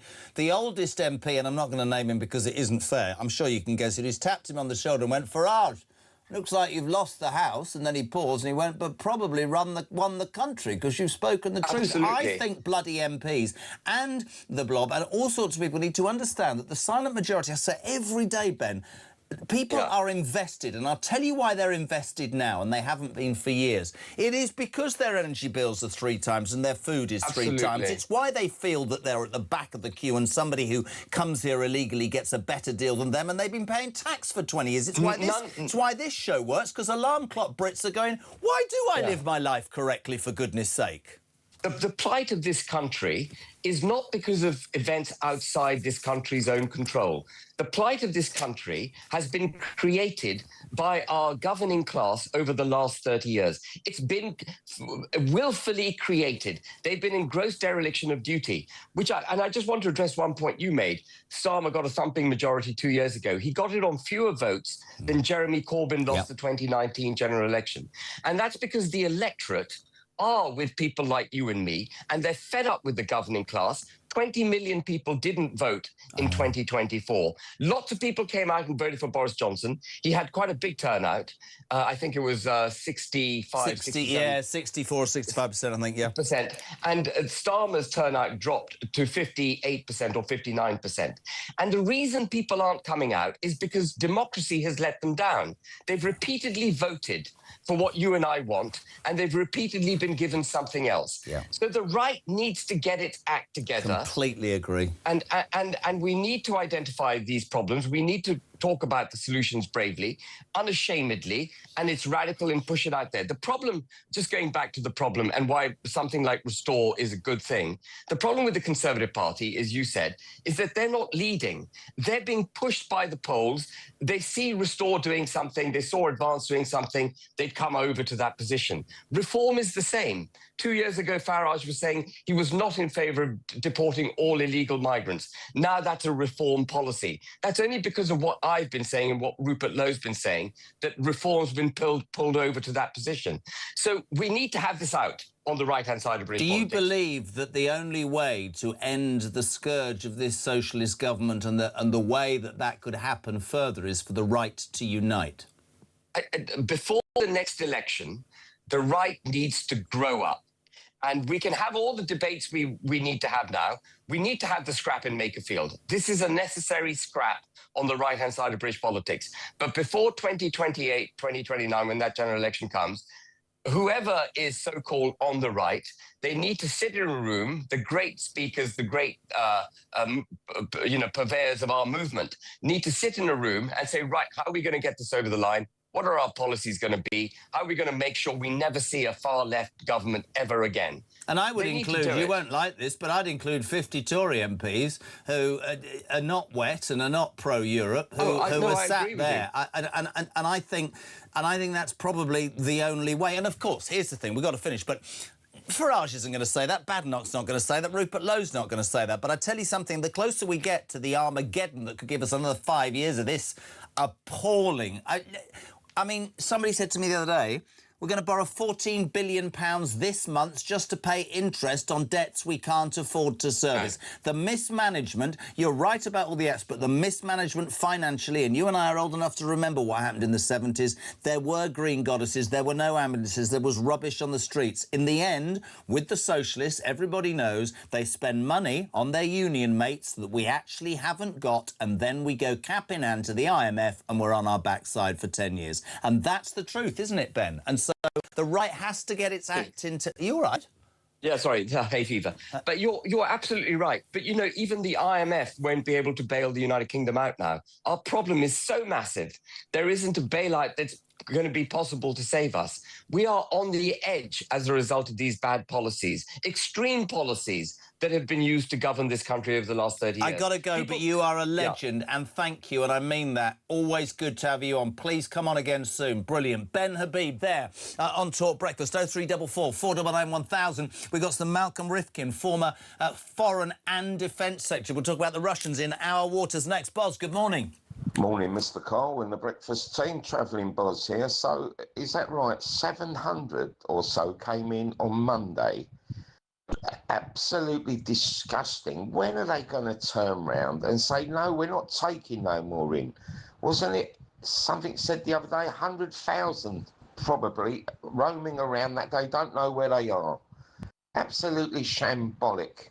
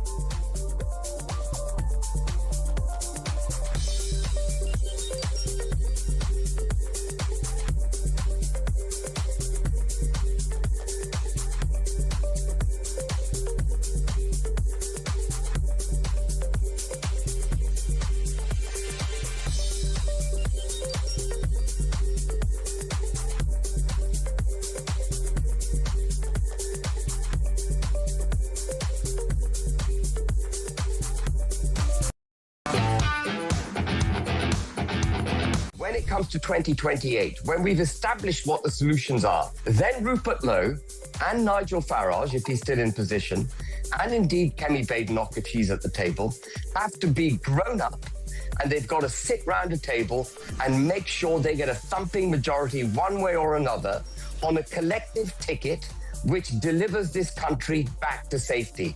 And there will be no greater proponent for that taking place than myself. We will put lots and lots of pressure on people to make sure that that happens.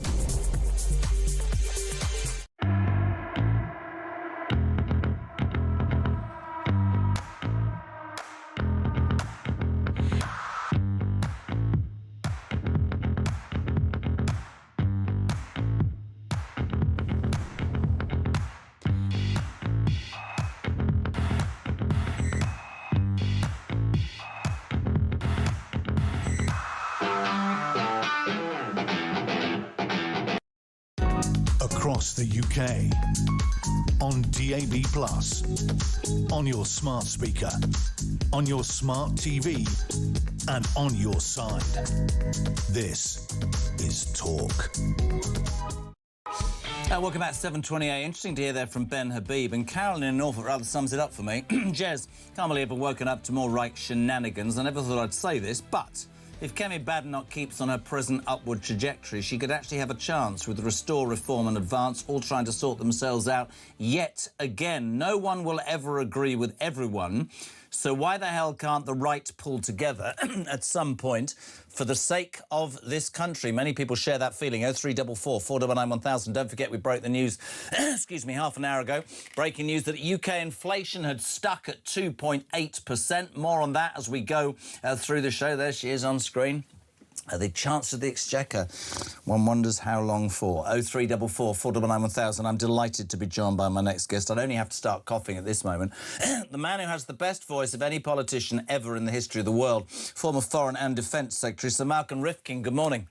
Well, good morning. Flattery will get you everywhere. But it is. I mean, it's Bond-like, that voice, Malcolm, isn't it? Let's be honest. Well, Sean Connery came from my part of the world, up in Scotland, so maybe that's the explanation for it. Great to have you on today. Much I want to talk about. Let's start with this situation. I know it's been, for many people, they're saying, oh, it's not, you know, it's not what it was. Russian warship fires at yacht in the Channel. We were a bit light-hearted earlier about Alan and Jane, who left Lymington in their yacht for a booze cruise to Cherbourg. But my question to you is whether the waterways were, you know, one boat was going in one direction, or these were warning shots, or it was maritime brilliance. I don't care. That's two warships from Russia who are at war with a European nation. And I'm not saying we've done very little. We saw Marines jumping on board on Monday.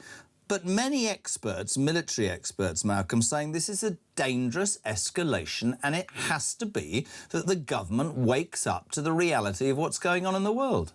Well, in part, what you say is correct. The Russians have a deliberate policy of these sort of incidents taking place, not just in relation to Britain, but in relation to pretty well every Western European country.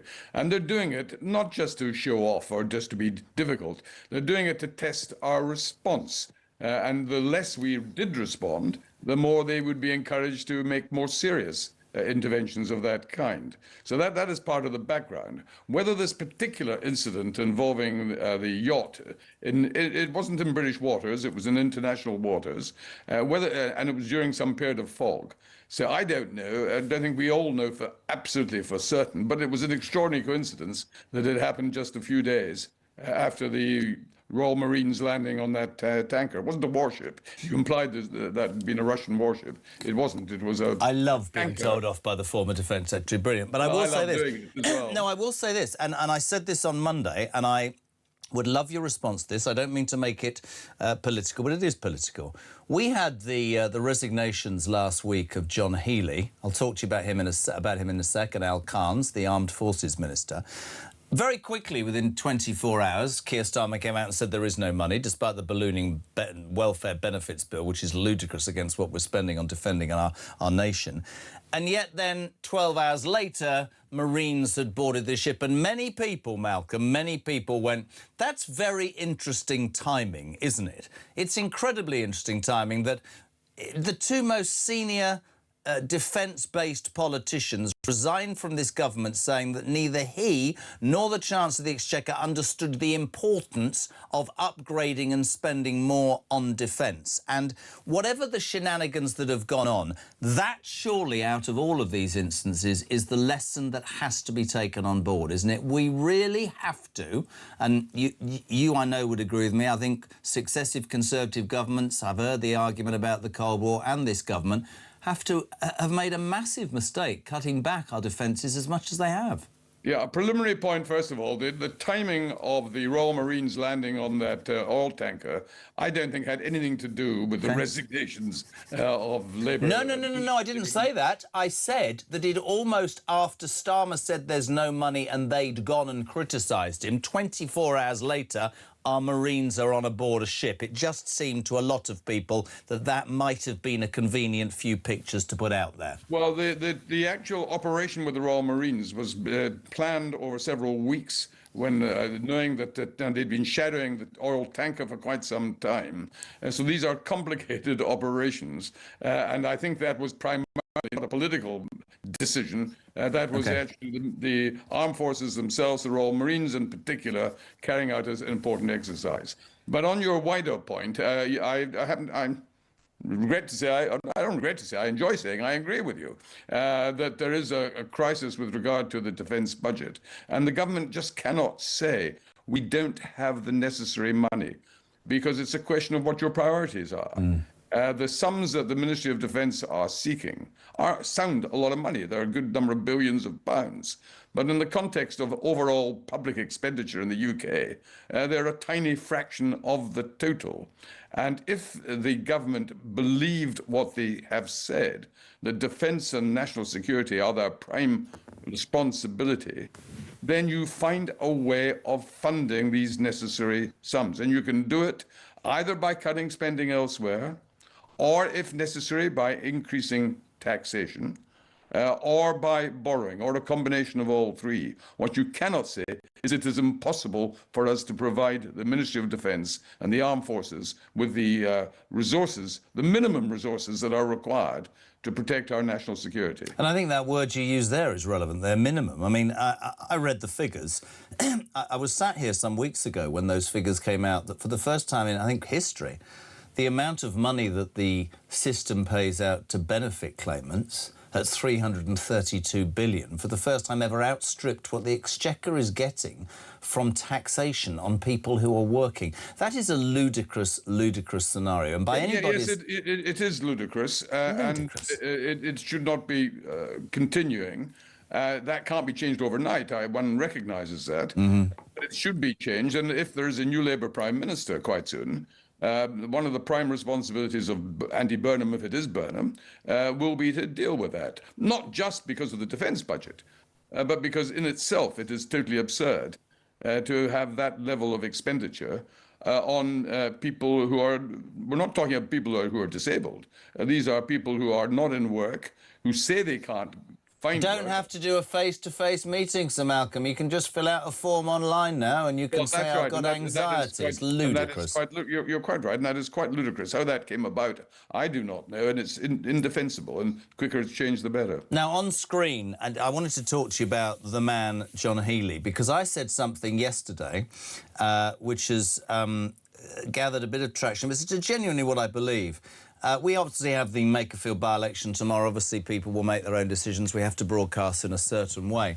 It strikes me, in layman's terms, that Mr Burnham is pretty cock-a-hoop and imagines he's going to win and rush down to London and offer Keir Starmer a dignified way out or instigate a leadership contest. I think the man who resigned as Defence Secretary last week, and I'm told he has 81, will very much stand. And I actually believe that somebody like Healey, because you'll know this, somebody always comes from nowhere.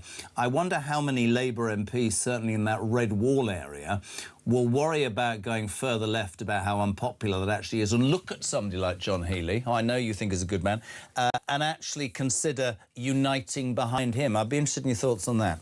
Well, I admire John Healey, but I don't actually know him personally, so I can't make a judgment about his wider skills. Remember, when you're choosing someone to be a potential prime minister, it's not just whether they've been competent in a particular department.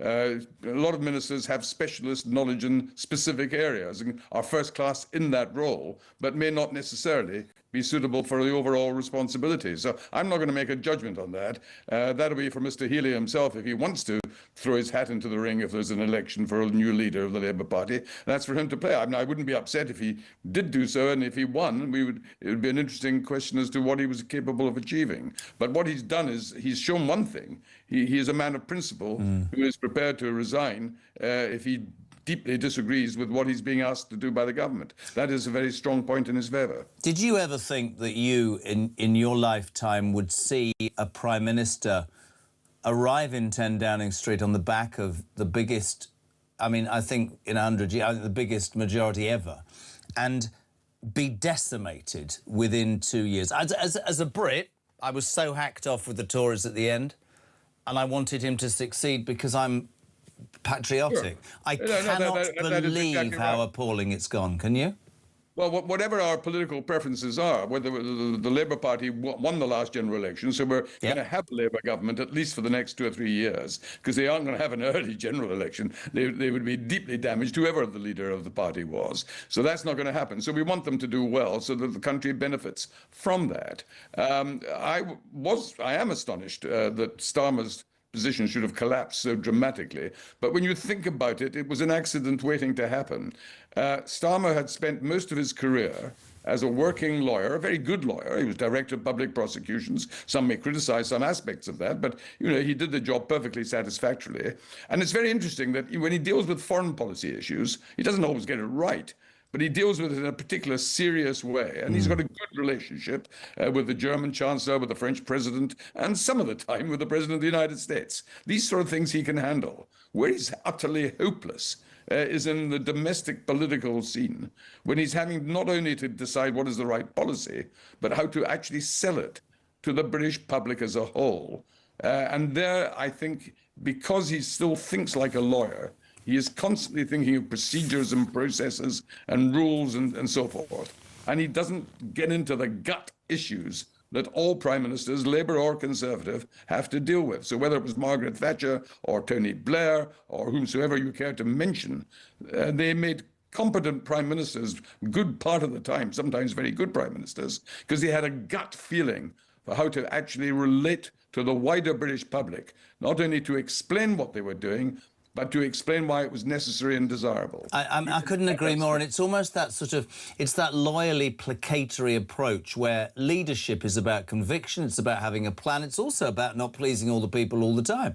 I always joke about Thatcher. You might smile here, Sir Malcolm. I've got a great analogy for Thatcher. Here's my plan. There's 400 colleagues. There's my cabinet of 20, and if you disagree with me, you're fired. And at the end of 11 years, all 400 have been fired, and she was out the door. But she stood by what she believed in, didn't she? Well, forgive me, this one wasn't fired. I was in her government for the whole 11 years of her prime ministership, and when I was Secretary of State for Scotland, I actually had very big disputes with her on a one-to-one basis.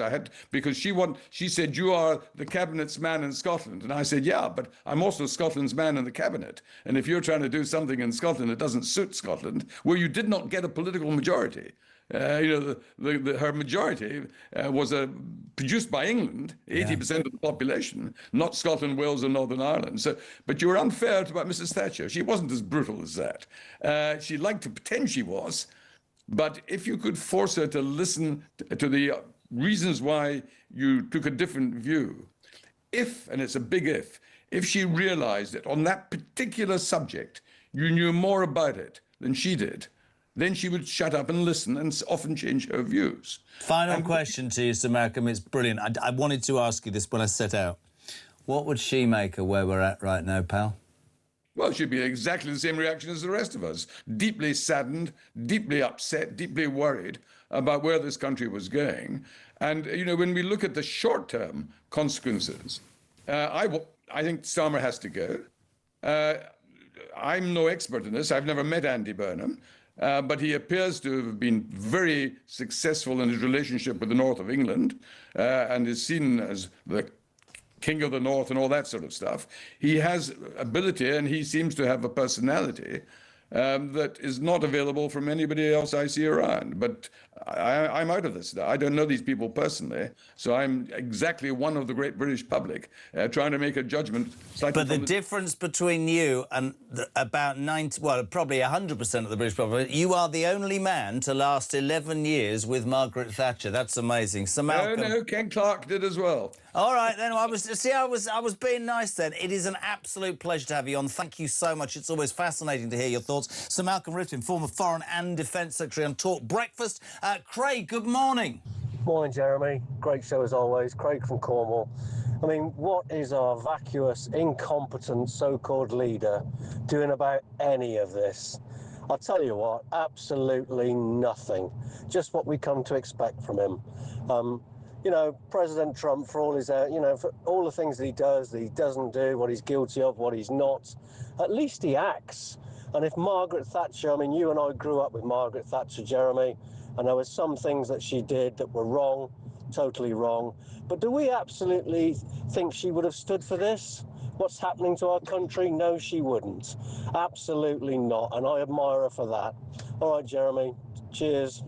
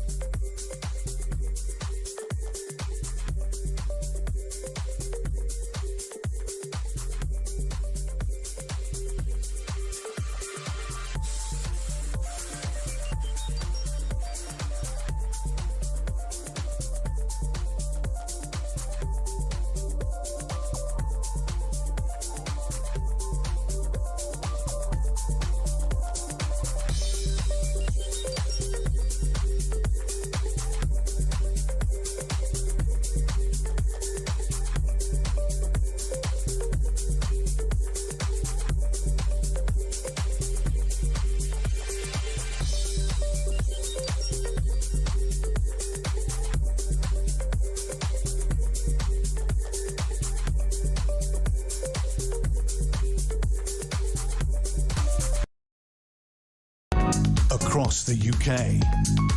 On DAB+, on your smart speaker, on your smart TV, and on your side. This is Talk.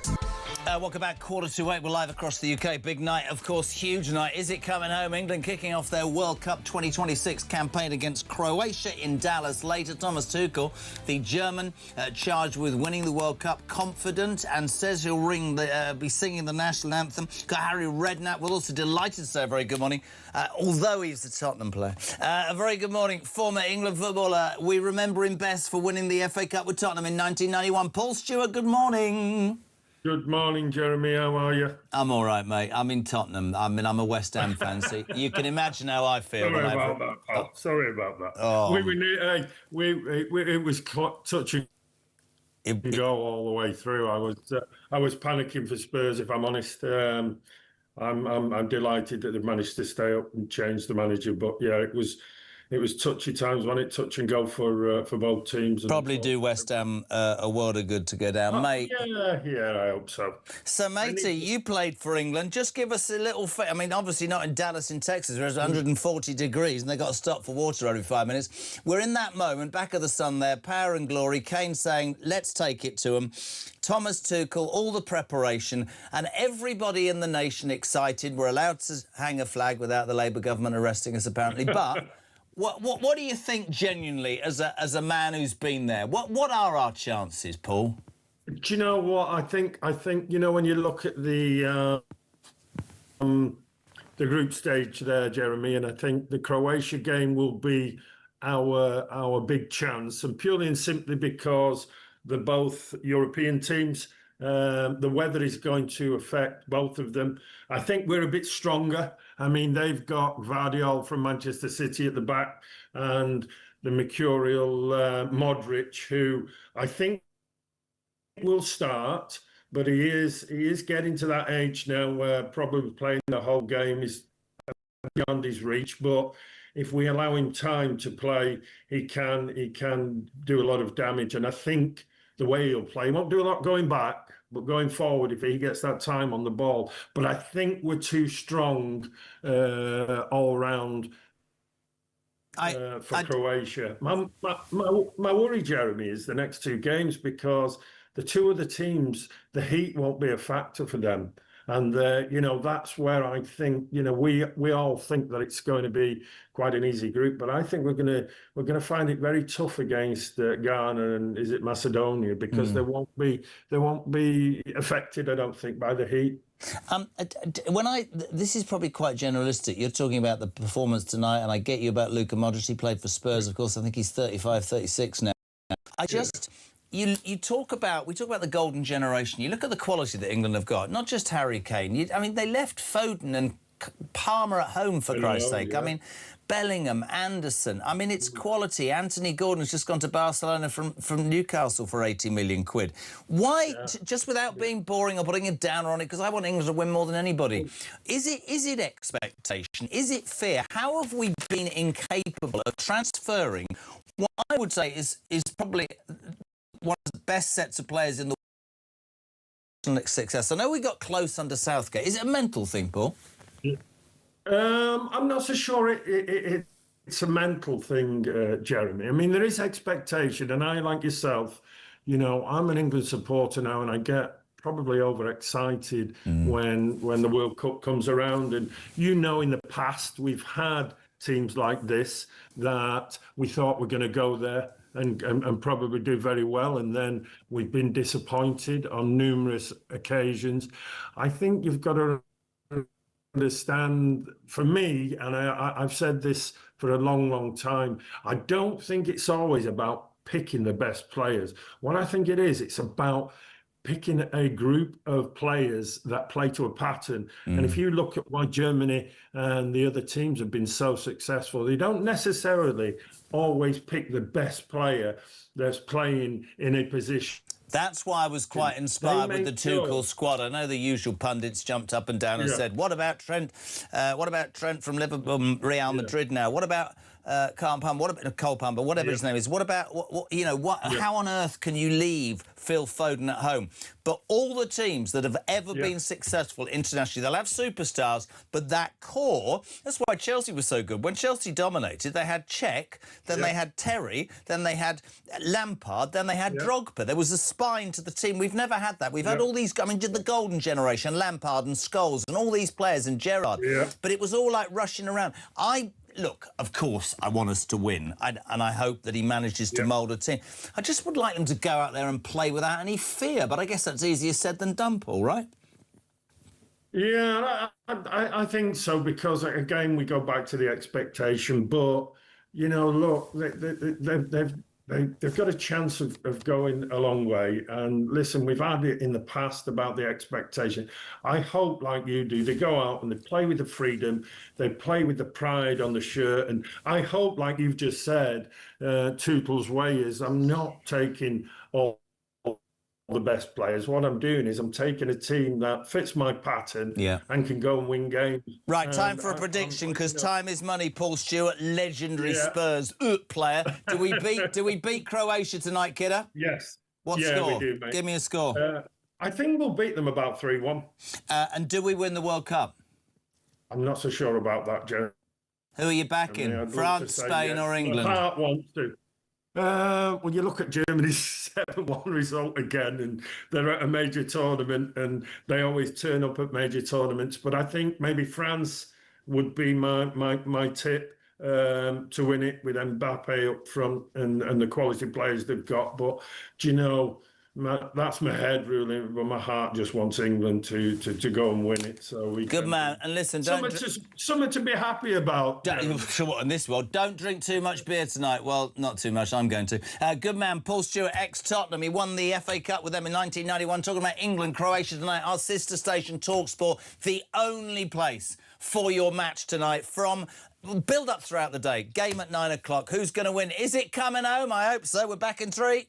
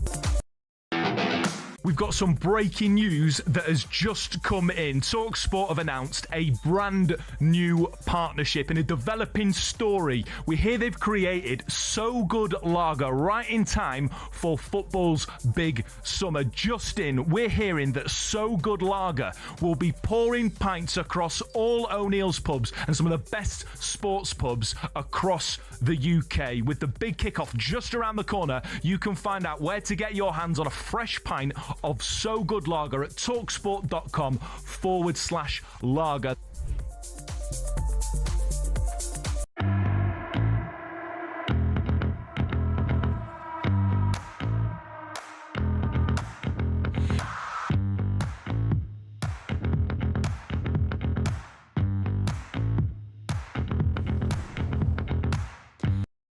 Across the UK, on DAB+, on YouTube, on your mobile, and on your side.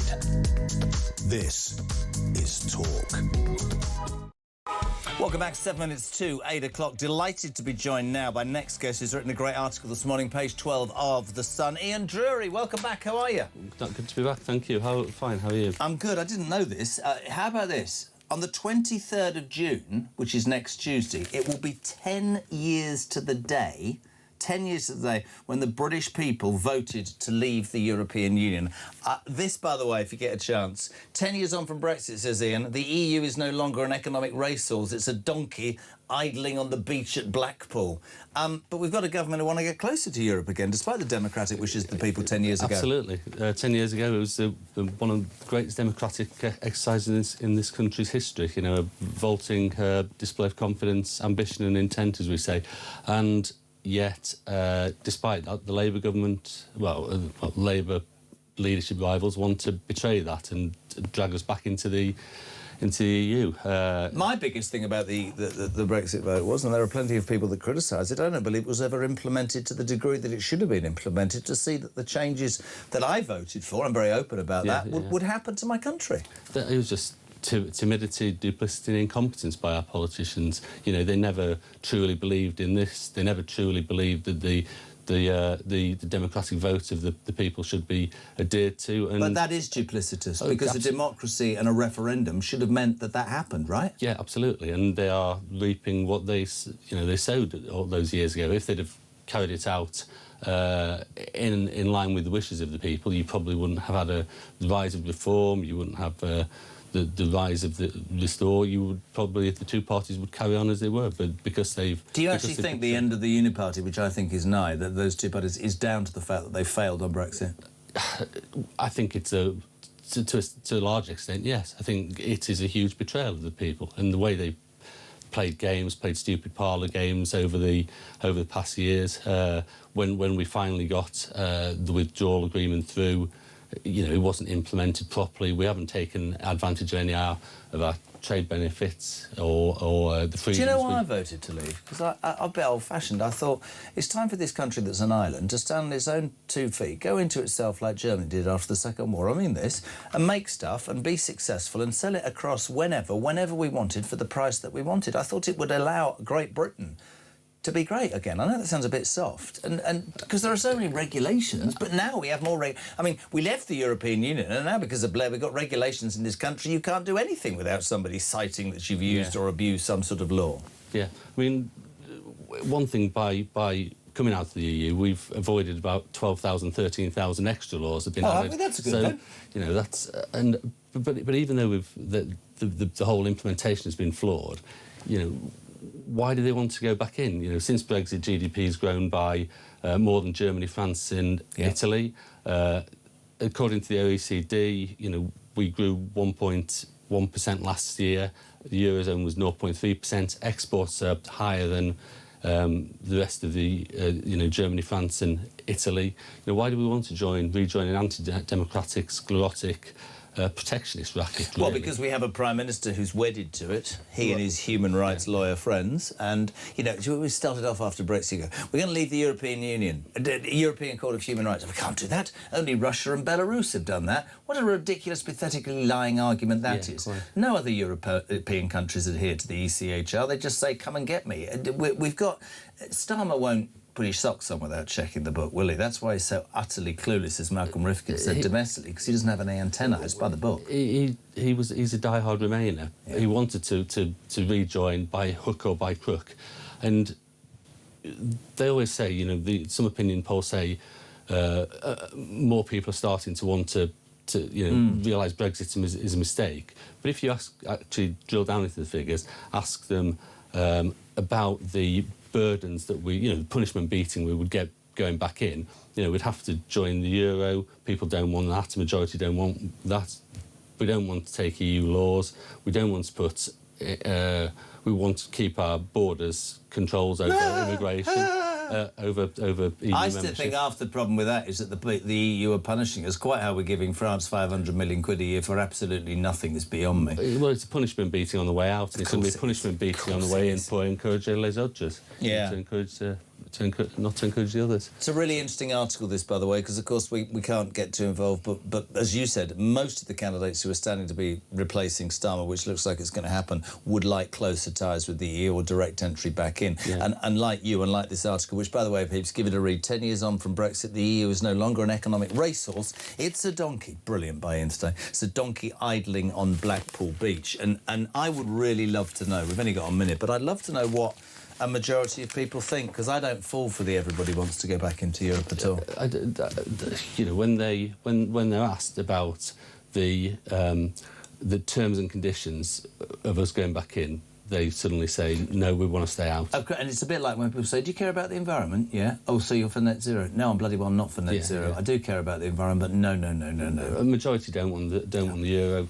You know, a majority don't want EU laws. You are a legend, and we really appreciate it. I know it's only 5 minutes, but do read that today. Page 12 of The Sun, Ian Drury, all about the EU and Brexit and how actually whoever is the next Prime Minister of this country for Labour, most of all,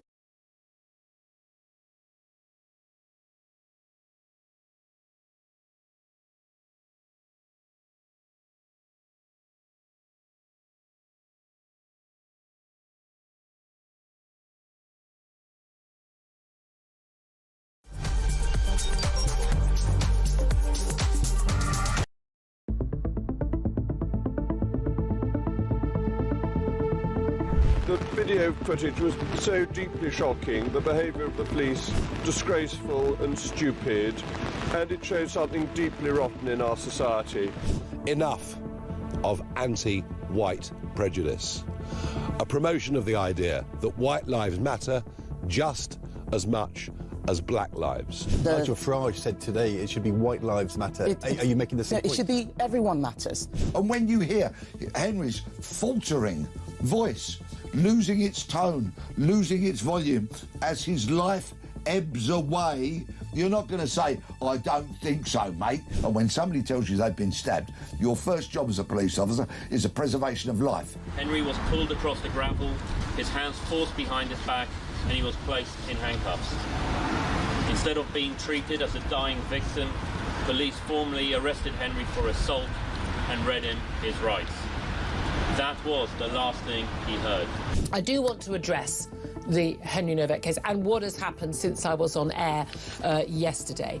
Because after his son's murderer was sentenced on Monday, Mark Novak said of his son, "We do not want his death to be used to create further division, hatred or tension.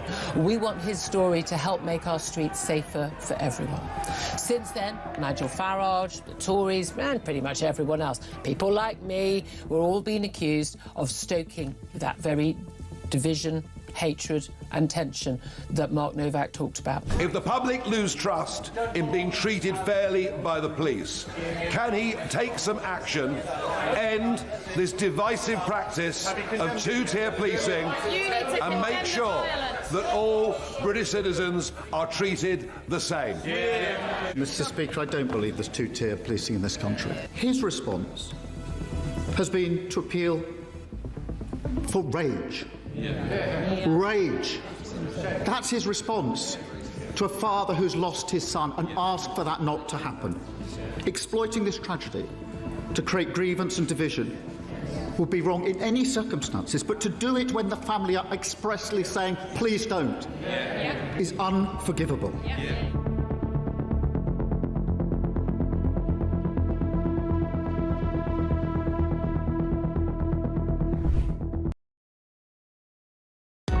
Across the UK, on DAB+, on your smart speaker, on your smart TV, and on your side. This is Talk.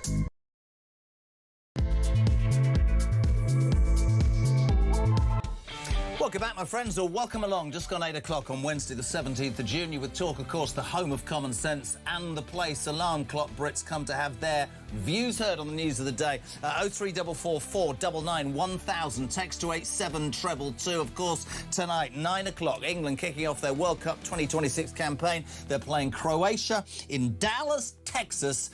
Many people, you heard Harry Kane on the news there, enthusiastic. We're all up for it. You can fly your flag. TalkSport, our sister station, has got it all. You don't need to go anywhere else. If you're moving, working, running around in the car, TalkSport is where you will get everything you need tonight about a huge game. And like the rest of us, yes, really excited. Going to watch it, have beers, fly my flag, Just don't want to feel like I usually do.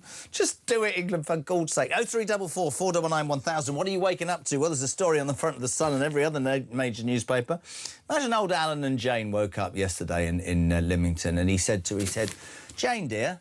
Yes, Al. We haven't got much booze and we've got the family over next weekend for a couple of barbecues. Should we get on the yacht, the little boat, and just go over to Cherbourg on a booze cruise? Yeah, I think that's a nice idea. And there they are, eating their potted meat sandwiches halfway across the channel, and a bloody great Russian warship honks and then fires at them. Now, many people are saying it's a non-story. Others are saying, people in the know, military experts are saying this is a dangerous escalation and we need to be more aware of what Russia is all about. It's an absolute light to doing something about our appalling money that we spend on defence. You add to that somebody told me this earlier, 700 migrants came over to this country illegally on Monday again. So on Monday, we had our Marines storming another Russian boat. That's 2 in 72 hours, but we can't do anything about rubber dinghies with illegal migrants. It is an extraordinary mess, isn't it? Starmer, you'll have heard, it's all about what's going to happen to him. Is it this week or not? Dan Hodges on the way. And my favourite story of the morning, peeps, this is genuinely true. It's in the Mail. 4 million people, an increased 500,000, are claiming PIP. Right, just to give you some idea, benefit payments now are given for acne, bedwetting, constipation and tennis elbow. It's extraordinary, isn't it? Alarm clock Brits are going, are you joking? Why am I working? Morning, Lee. Hiya, Jezza. Lee from Rugby. Great show, pal. Listen, Ben Habib and Rupert Lowe, I've always loved listening to them. I think they're great orators. However, there's a saying, hell hath no fury than a woman scorned, and I'm sorry, they both just come across as a couple of bitter and twisted old women. They need, if they're the patriots that they say they are, they need to throw their weight behind reform. It's as simple as that. Tomorrow, of course, the Makerfield by-election. We do this job as correctly as we possibly can. I'll list the candidates before the end of this segment. But let's just say about Makerfield tomorrow, we won't be able to be doing anything political tomorrow. People will make their decision. But many people saying 76,000 people in one constituency in Wigan are going to decide who the next Prime Minister is if, as the polls predict, Andy Burnham wins. But nobody knows. Restore on the right seem to be garnering support. What's that going to do to reform? All eyes on Makerfield. Here is a list of your candidates, by the way, of that by-election tomorrow. Jake Austin stands for the Liberal Democrats. Count Binface for his own party, Count Binface Party. Andy Burnham, of course, the Labour Party. Dan Clark, the Libertarian Party. John Dyer for the Independents. Ed Gemmell, the Climate Party. Paul Gould, the Independent. Alan Howling, Lord Hope, the official monster raving loony party. Robert Kenyon, Reform UK. Robert Pownall, Protect the Wild. Rebecca Shepherd, Restore Britain. Sarah Wakefield, the Green Party. Peter Ward, Rejoin the EU. And Michael Stanley, the Conservative Party. That's your list of candidates. Makerfield tomorrow and all the reaction on Friday on Breakfast with Mark Dolan, only here on the Home of Common Sense. Now, my next guest, Dan Hodges, has written more about Starmer and what could, should or might even happen. And apparently, as he sits at the G7 conference with his wife, is the truth beginning to sink in? Not that Donald Trump doesn't want to talk to him anymore, but actually at home, they're all up and at it. We saw Wes Streeting yesterday, embracing the British flag. Let's fly the flag. Oh, I thought, oh, well, there, man. He says, Wes Streeting, which is really interesting, Starmer must resign by the end of this week to avoid the drift and uncertainty. And Andy Burnham, who many people believe will win tomorrow, is apparently that sure of winning that this weekend he plans on giving Starmer one final ultimatum, do the decent thing or there'll be a coup. I'm going to say a very good morning to the Mail's brilliant journalist, Dan Hodges. Morning, Dan. Morning. Don't say a word, because I'm going to read your opening 2 paragraphs, because they're bloody brilliant. But I do want to warn you, we're going to have our first argument. OK. On Friday evening, writes Dan Hodges, Keir Starmer will head for Chequers for another crisis meeting with his ever-dwindling band of senior loyalists. But when he walks into the 16th century manor house, he will be met by an unwelcome sight. A bottle of whiskey and a revolver will be stood or sat on his desk. It is a brilliant, brilliant article. However, Dan, I've no skin in this game. Do I believe that Burnham will win? Probably. But I heard something yesterday, and I said this without even being told this. I believe that it's not going to be the shoo-in that everybody on the left believes it is. And I'm not talking about Makerfield. I'm talking about the Labour Party. Because Andy Burnham has made no secret of the fact he's what you call a traditional socialist. He's talked about his success in Wigan, in Greater Manchester, and he seems to have the wind in his sails, excuse the nautical pun. I stuck my neck on the line and said that yesterday, in these sorts of instances, many times somebody comes from nowhere. And I can categorically tell you, because Richard Tice told me this last night from the tea rooms, and he's going to come on this show in 20 minutes, that John Healey has 81 names, Dan. And I can see a lot of Labour MPs in the red wall thinking if we go further to the left, we've got no hope. And maybe the coronation of Andy Burnham might not just be as simple as everybody believes. Thoughts? Well, we're not going to disagree, actually, because I don't completely disagree with your thesis. I mean, there's absolutely no doubt that Andy Burnham is the heir apparent. Yep. And if, as everybody is predicting, he wins in Makerfield, then he will have one big advantage, which he will be seen by the Labour Party, by those Red Wall MPs you just cited, as the one person in the Labour Party who has the capacity to confront and take on and challenge and beat Nigel Farage and before. Yeah. So that will give him a big advantage. But you're absolutely right. There are no certainties in politics. There are. I mean, I firstly do not necessarily think we are heading for the coronation that everybody thinks. I mean, you mentioned John Healey. John Healey. I wrote this last week. He's very well respected amongst his colleagues. I mean, he's well respected across the House. His resignation is rightly was seen as a good, honourable, principled resignation. He's obviously held a very senior, one of the senior offices of state. He's seen as a safe pair of hands. He is a serious contender. Also, the other thing that people aren't taking into account is at the moment we've got this situation where Keir Starmer, through his sort of stubbornness, his blind refusal to confront political reality, at the moment he is binding, in a sense, other members of his cabinet to him because they don't have the freedom to go out and, as it were, set out their own stores at the moment. That situation is going to change next week. And I think... Why next week, Dan? Because what we'll see is, as I've written, Keir Starmer will be given this ultimatum over the weekend to set out a timetable for his departure. If he doesn't do that, then next week we will start to see cabinet resignations. We will start to see members of the cabinet coming forward publicly calling him to set out a timetable, and we will start to see cabinet resignations. At the end of all this, there is going to be a contest, and I think there will be a significantly wider field of people who throw their hats in the ring than we're seeing at the moment. So Andy Burnham, obviously, Wes Streeting, obviously, John Healey, obviously. I would not be surprised if we saw potentially Yvette Cooper, who stood before, obviously, Foreign Secretary. Is, despite your mockery... No, I'm not mockering. I'll tell you what I think. I think if Healey wanted... The key thing, I was going to just say to you very quickly, I think Al Carnes could be an important person for John Al Carnes Healey. is definitely whether Al Carnes can get the names, but Al Carnes has been telling people basically for months he was planning to run. There will need to be a female candidate. Yeah.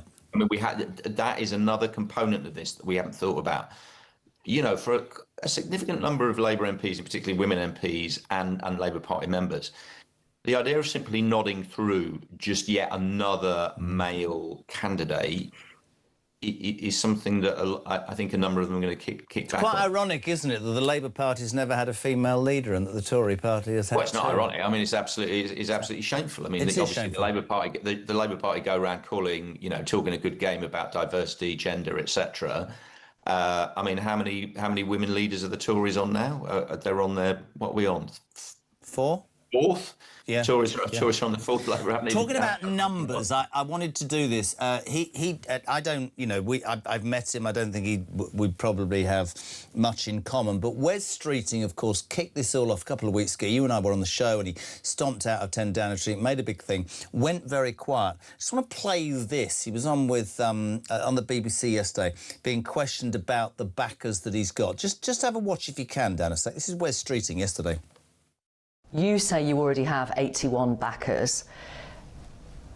How do you know you've got 81? Like, have you got it in the notes on your phone? Have you got a list? How do you know you've got 81 backers today? Yeah, so talking to colleagues, keeping records, keeping a spreadsheet. And you've got those today? And keeping those conversations going at all times, because this is a fast-moving situation. Right. To me, Dan, without wanting to appear cynical, I don't think he's got 81, and I think a fast-moving situation is his get-out line. Your thoughts?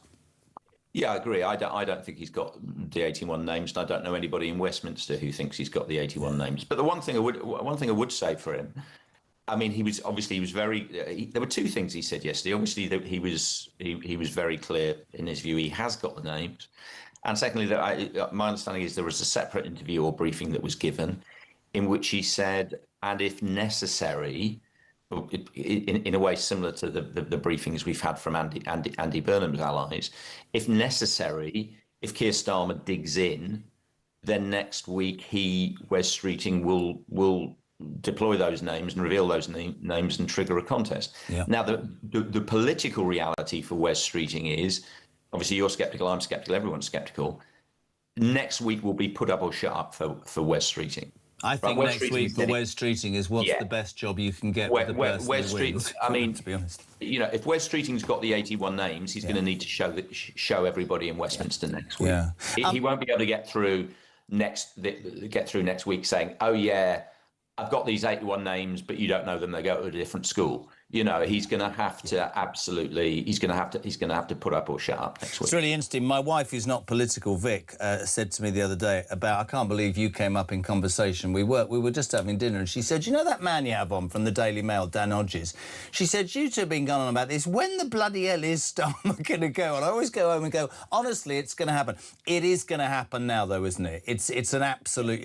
I looked at him yesterday at the G7. Somebody wrote that he took his wife because he knows it's the last time he goes to one of those. He does look to me, but we have no idea whether this man and this belief, I was given a mandate, and you put it succinctly in your bit today. You said that sometimes, you know, his supporters and the officials around him will go, yeah, he gets it, and then 24 hours later they're throwing their hands in the air going, he wants to fight on. Yeah, I mean, genuinely, I think he genuinely is conflicted. I mean, as I've written, you know, one day he'll wake up and he'll be realistic and he'll tell people, yeah, I get it. And then another day he'll suddenly go, I fight to win. I mean, partly it's because he is now, you know, it's the nature of how these things happen. He is now exclusively surrounding himself with a very, very tiny clique of, you know, ultra loyalists. I mean, in my view, psychotically loyal advisors who are urging him to fight on. And the reality is these people are now urging him to fight on, not because actually they're not thinking about the best interests of the country. They're not actually thinking about the best interests of Keir Starmer now. They're thinking about themselves. These are people, remember, who themselves are going to be out of a job in a few weeks when Keir Starmer goes. So they want to cling on for as long as possible. My own view, and I've been wrong about this before, but speaking to people, my own view is, for all Keir Starmer's faults, he is not completely insane. And he understands the political reality. Everything I'm seeing coming out of him and his team is a desperate attempt to try and just stop Andy Burnham, Wes Streeting, the others from triggering a contest, right?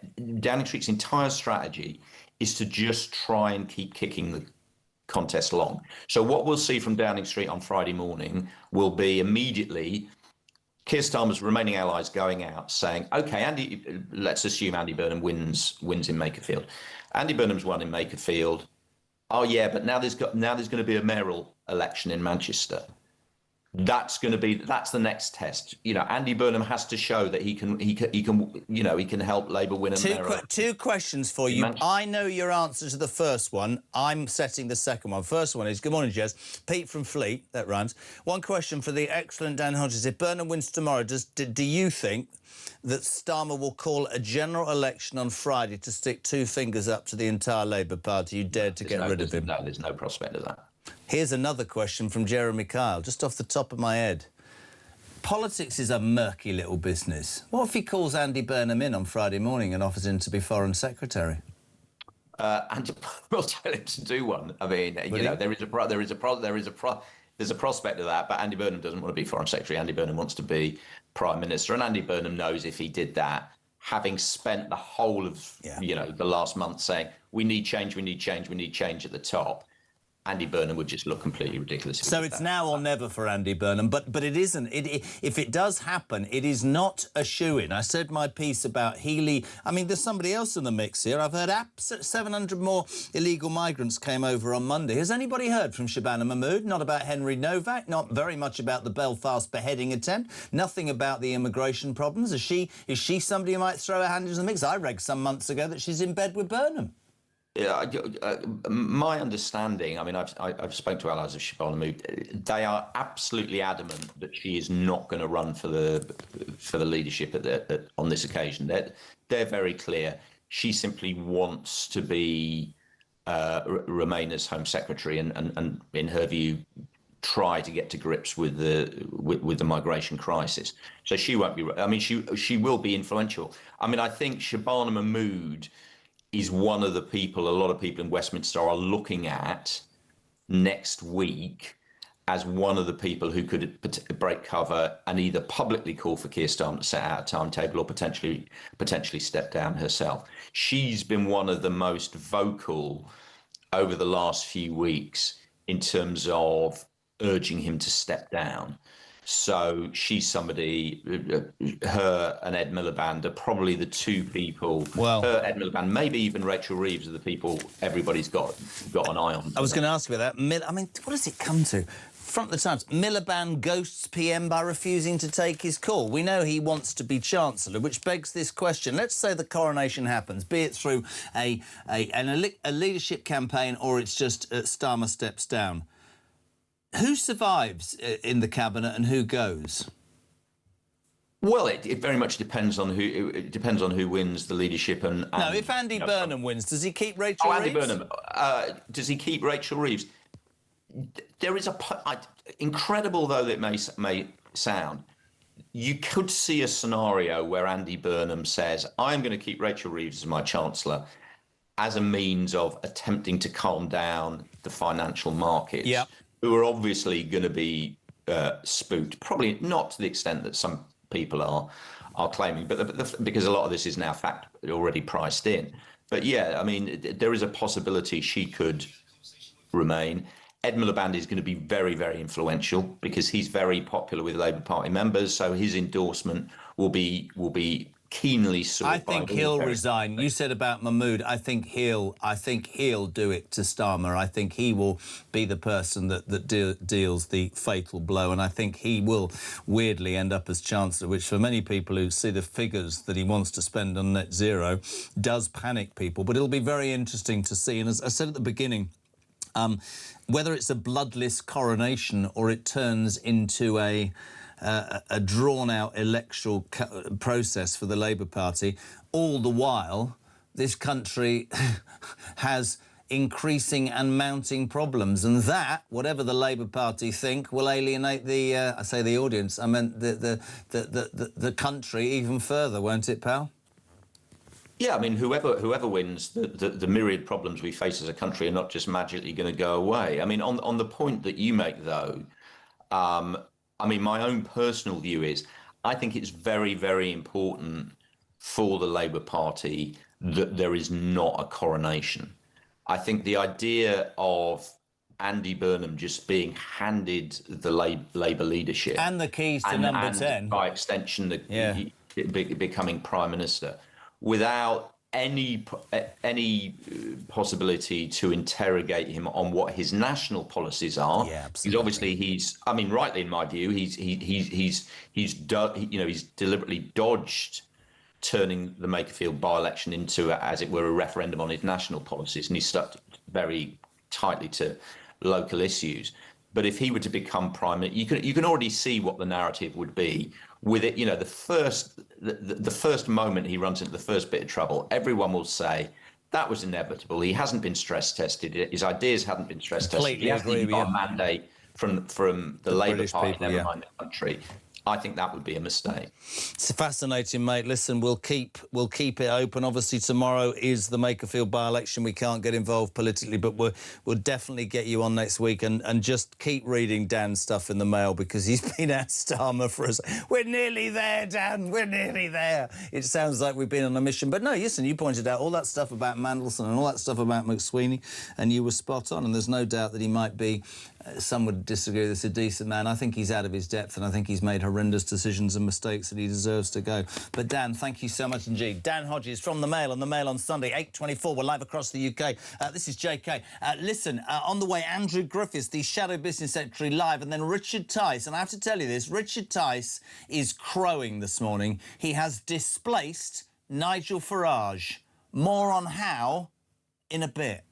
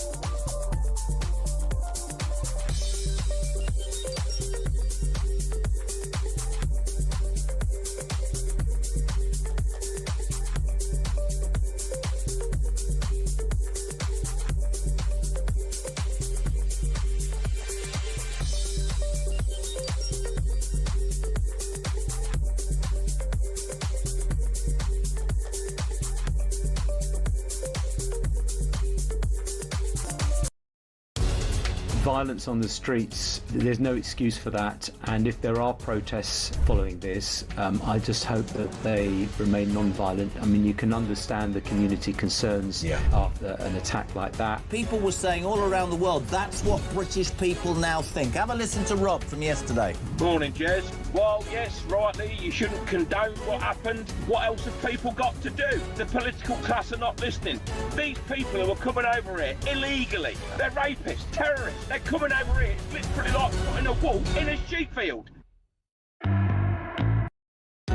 Across the UK, on DAB+, on your smart speaker, on your smart TV, and on your side. This is Talk.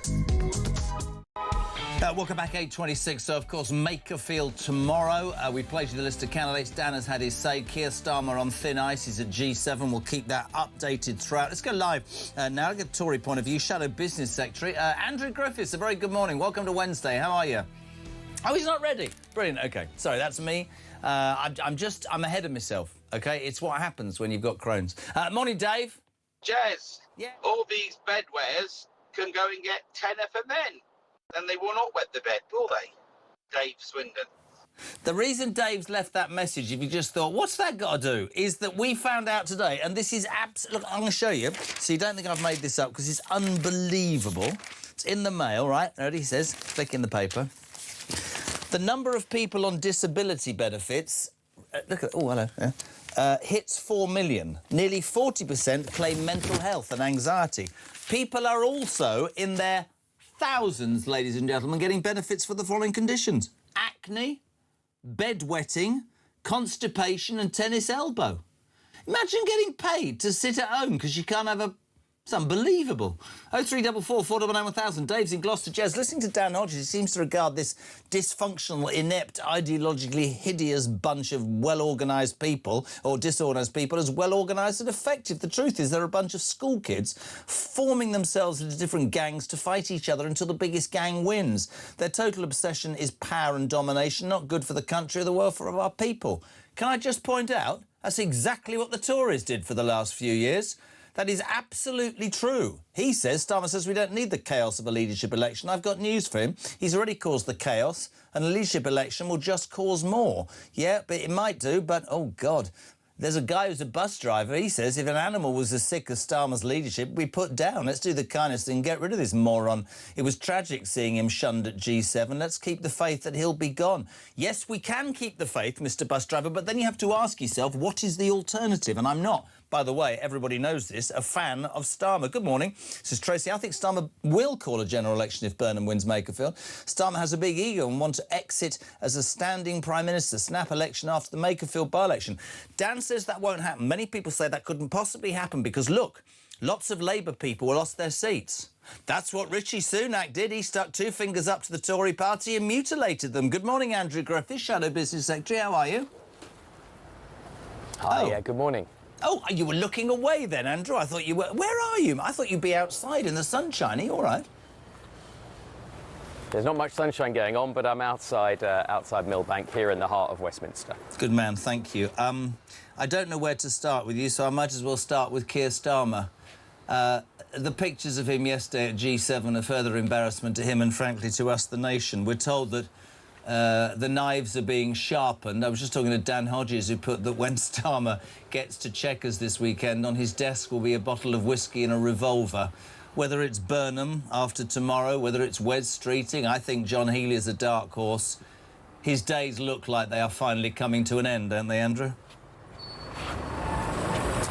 Well, look, Dan's not only a better commentator than I am, but he's a commentator and I'm not. But, look, the issue is the Labour Party. I mean, if you remember, the fundamental things that have gone wrong here are, one, that lie about not putting up tax on working people. Right back at the beginning, they said it again and again and again, and then they had the biggest peace-rise tax increase, not to arm our nation and defend us, but actually to give pay rises to the public sector and to those on Benefit Street.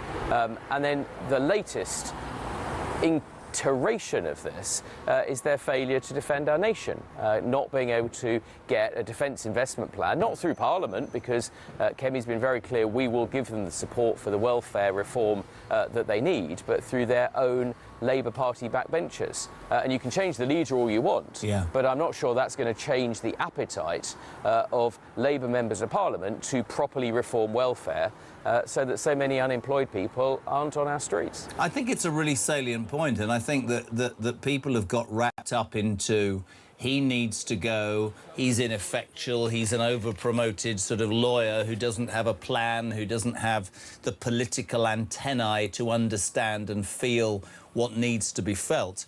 But you're right.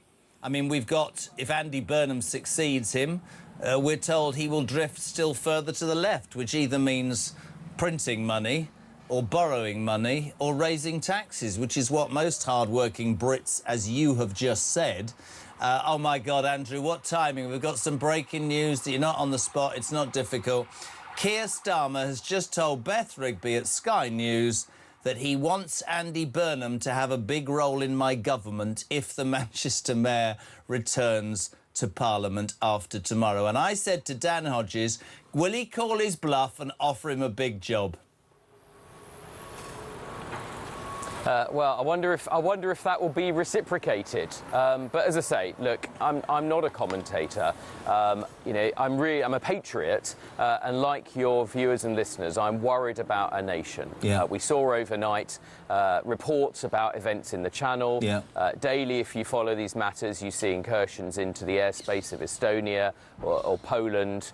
war fighting itself has changed profoundly over the last 4 or 5 years now, and it's sad to say that our armed forces aren't being given the equipment that they need, not because we as a nation don't have the ultimate prosperity and the tax revenues and the ability to do so, indebted though we are, but because of the will of Parliament and in particular this government. So, as I say, whoever is the leader, the issue here is about the appetite to govern in all seriousness, to make tough choices and to support warfare and war fighting capability, not more people on welfare. I hope we're friends, but I always have to come back at you with what I know this current Tory front bench has to deal with on a daily basis. To me, one of the biggest tragedies and disservices that 14 years of Tories and this government have done is that because of some misbelief that the world was fine, they stripped back the defences of this nation to I mean, I was told, people think we throw this out. We now have less people in the armed forces, Air Force, Navy and the Army than have come into this country illegally in 2 years. Whatever your political persuasion and whatever is happening in the world, Andrew Griffiths, you would agree that is a completely unacceptable way for an island, for a country that used to be the pride of the seas and everything else. It's disgraceful and it needs to change. And the money has to be found, and it can be found, as Sir Malcolm Rifkin said earlier, if we do something about the bloody benefits bill. Jeremy, I agree with all of that. Now, I think there are proud points of the previous government, but let's not trade those. Let's look at where we are today, what the imperative is. I'm a member of Parliament, one of the 650 people that the electorate discharge with leading our country with that degree of seriousness and purpose. The job of the hour is to get that defence investment plan done, reviewed, get the money spent, get the orders placed. The government, even Mr Starmer, could do that today. The reality is that the blockage is the Labour Party and its members of Parliament. It's not even just the leadership.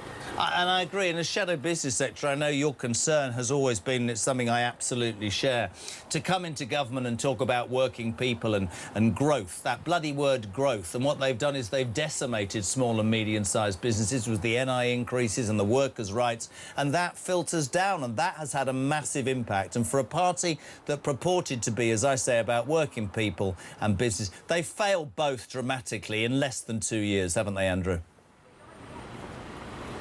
They have. I mean, but we can fix it. We can fix it with reforming welfare, get the millions of people who aren't in work into gainful employment again, give businesses the chance to grow by unleashing some of the red tape, give our manufacturers cheaper energy costs that's going to allow them to compete internationally. They've got the smarts, they've got the innovation, but they're being held back by those higher energy costs. So the answers are out there. We can do this. We can be a great and prosperous nation again. But we've got to have the willingness and the people of serious character who are willing to level, to tell the truth and to take the tough choices. Now, I think Kemi Badenoch's Conservatives are back, are doing that. Most of us were not holding senior positions in previous governments. We're ready for solutions. We've got enough experience to know what needs to be done, but without having been the architects of the things that didn't go well in the past. Does it frustrate you, final question, that and let's absolutely acknowledge this, your leader is cutting through. She leads popularity of leaders who would be the Prime Minister. She's become better and better, I think, at the dispatch box and about getting the pulse of what people are talking about. It must be frustrating then to be part of a front bench when that's not transferring itself, yes, to her, but not to the party in terms of where it stands in the polls, Andrew. Well, look, Jeremy, Kemi's doing a great job. She's used the profile that she has as the official leader of the opposition to get people to look once again at what's good about the Conservative Party when we stick to our principles. And no one should take any political party, in my view, on trust. It has to be earned. And I think over time, slowly and steadily, by setting out the challenges, levelling with people what the honest truths are, and setting out practical, common-sense answers, then we can do that. Andrew Griffiths, legendary. Don't worry about the idiot with the sign. We appreciate you doing it. Andrew Griffiths, Shadow Business Secretary on Talk Breakfast. Jez, you must be a bloody mind reader.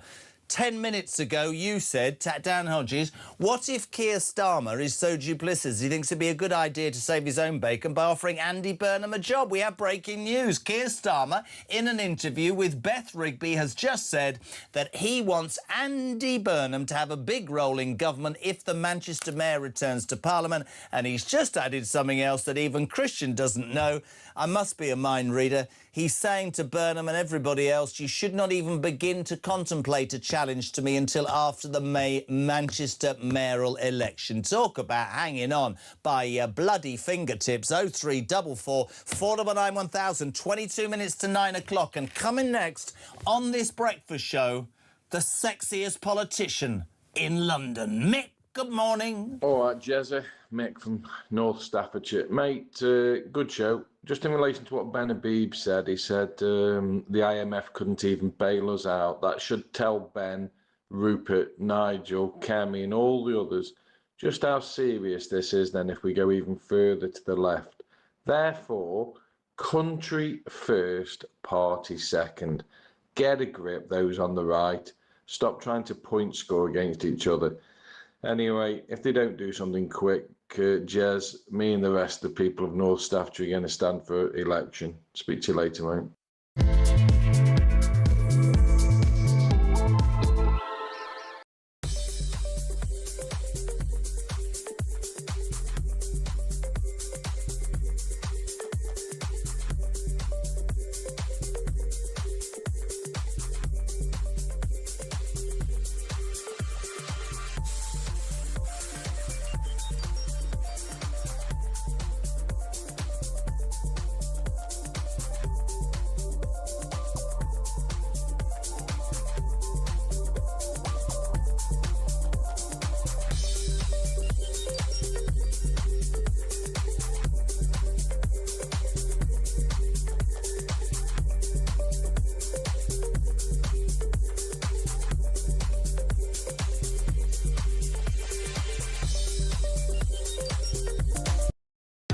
Across the UK, on DAB+, on your smart speaker, on your smart TV, and on your side.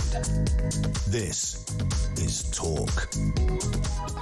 I think I've turned into Mystic Meg, 20 to 9. Literally 20 minutes ago, I went, Starmer's so slippery, he'll offer Andy Burnham a job. He's just told, in breaking news, Keir Starmer says he wants Andy Burnham to have a big role in government and will offer him a position in cabinet. Please don't stand against me. I'm holding on. Please don't do it. It's horrible. 0344 499 1000, text to 87222. Now, ladies and gentlemen, many people take to being in Parliament like a duck to water. Others find it more difficult. Our next guest is a man who just sort of swept into to the Houses of Parliament and with all before him. And I have to say, right, with my hand held high, I've always believed that he was destined for the top. But we've got some other breaking news because Richard Tice, the Deputy Leader of Reform, who's next on the show, has overnight replaced Nigel Farage. Richard, good morning. Good morning, Jeremy. I think you need to complete the sentence. Oh, mate, this is brilliant. He's even coiffed his hair for this. Ready, peeps? Richard Tice... I can't bring myself to do it. I got to just get it here. I'm going to do it professionally. I'm going to be fair. Richard Tice is officially the UK's sexiest male politician for 2026. He dethrones Nigel Farage, who drops to second after 2 consecutive wins. Kemi Badenoch is officially the UK's sexiest female politician. Tice took it all in front of him yesterday. What I loved was that Nigel Farage went, well, maybe it's the pressure of leadership and it's caused me to look a little bit older, but he can have it. So you're, instead of Mr. Flip-Flop, you're Mr. Flick, aren't you, Tice? Mr. Flick of the old hair. Well, it's that well-known high-quality publication, illicitencounters.com, and we just have to take these surveys and the polls as they present themselves. Isn't it an adult? Wasn't it an adult thing? It's got a bit of a sleazy thing, hasn't it? This isn't sort of like, you know, the wholesome sort of Richard Tice. Now you're digging into the detail. Yeah. Kemi Badenoch won the female sexy politician, so I wonder whether she'll accept the invitation for dinner, which is traditionally... what happens between the two women. Sorry, breaking news, because we've got your future wife on in 20 minutes' time. You're taking Badenoch out to dinner, are you? No, I said that the invitation has been extended. Ooh, Tice man. Well, listen, how does it... let's do this properly. How do you feel being voted as the sexiest male politician? I mean, you beat the likes of Jeremy Corbyn. I just wondered what you thought about it. Obviously, I'm deeply honoured. Deeply honoured. That's all I can say, Jeremy. What is the prize? Some Grecian 2000? What is it? Is there a prize? Certainly not. No, we've just got to push on. Save this country. That's what we've got to do. We've got PMQs today. Yeah. Could be one of the Prime Minister's last, Jeremy. Well, he's not here. He's not here. Well, there you are, you see. He's already given up.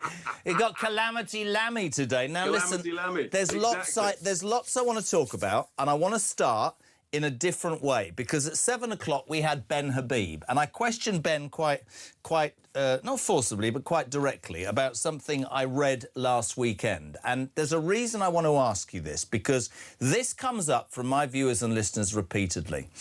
Ben set up Advance, Rupert Lowe set up Restore. He came on this morning and I said, is it true that you've said you'll step aside and go to somebody like Lowe? And he said, yes, yes, yes. And then I said to him, but a lot of the criticism over the weekend about Rupert Lowe's Restore Party is that it's social media based, it's Musk supported, and there has been infiltration of all sorts of people, which he acknowledged to be the case.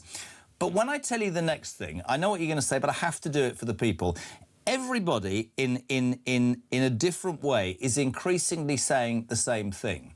If tomorrow the right, without going into detail, shoots itself in the foot by splinter groups getting a percentage and taking away from Reform the chance to defeat Burnham, Burnham will presumably stand to be the leader.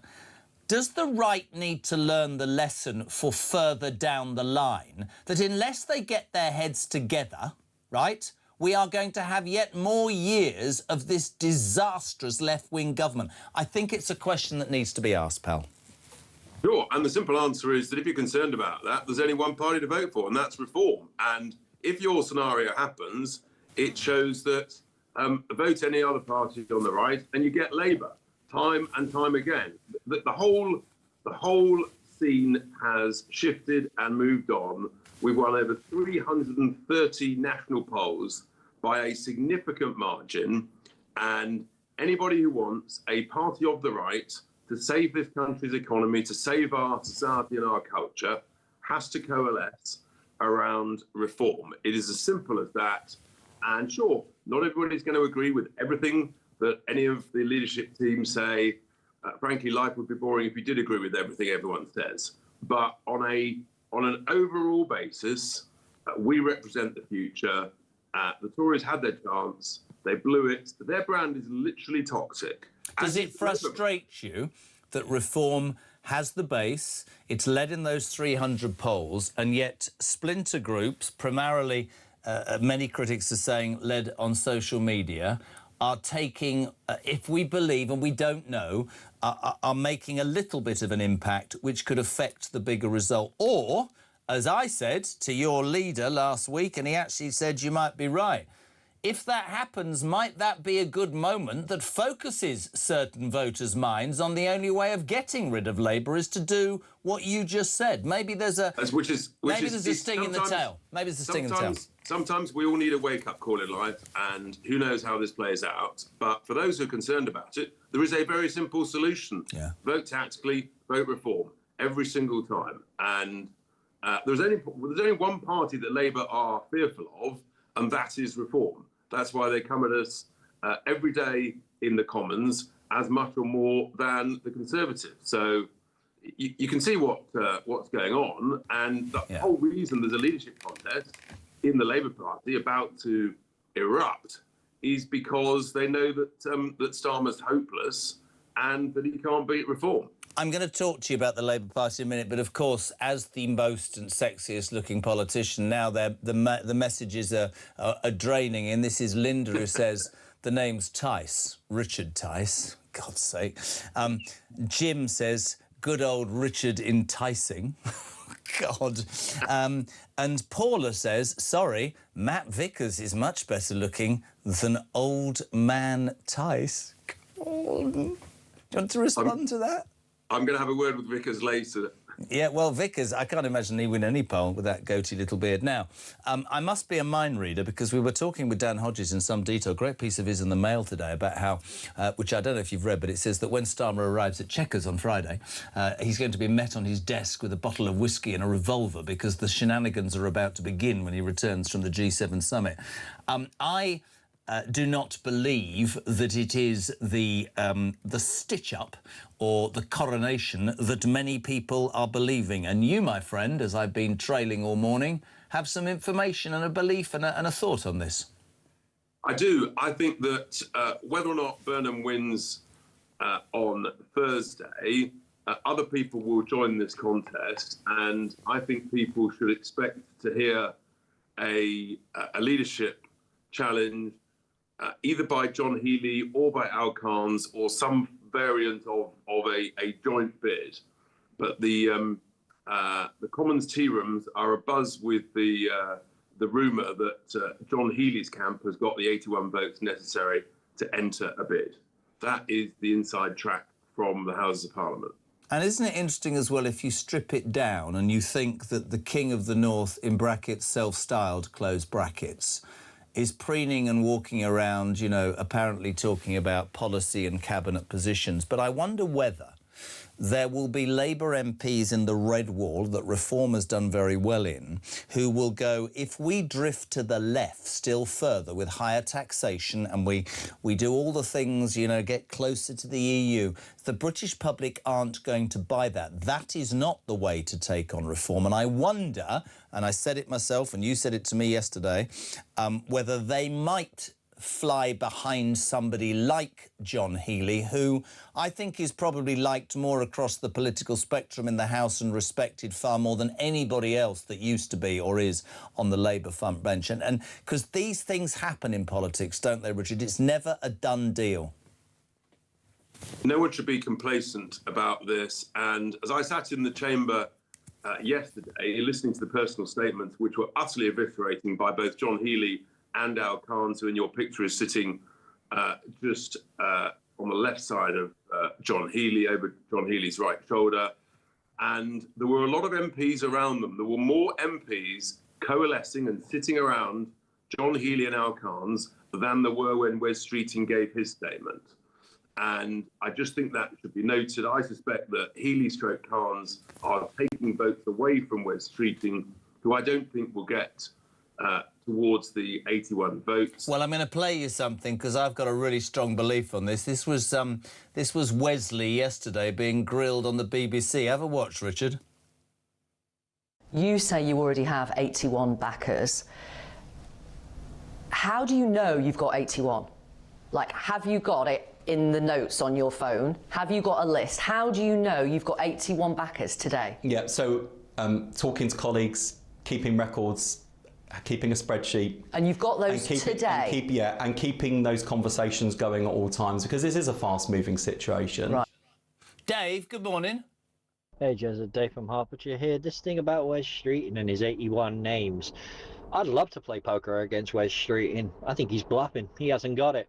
I mean, what kind of politician, tacticianer, would say, I've got 81 names already, but I'm going to wait for Andy Burnham to possibly come in and basically throw me out the window? Wouldn't it be better if he sees Andy Burnham as a massive threat to his political goals?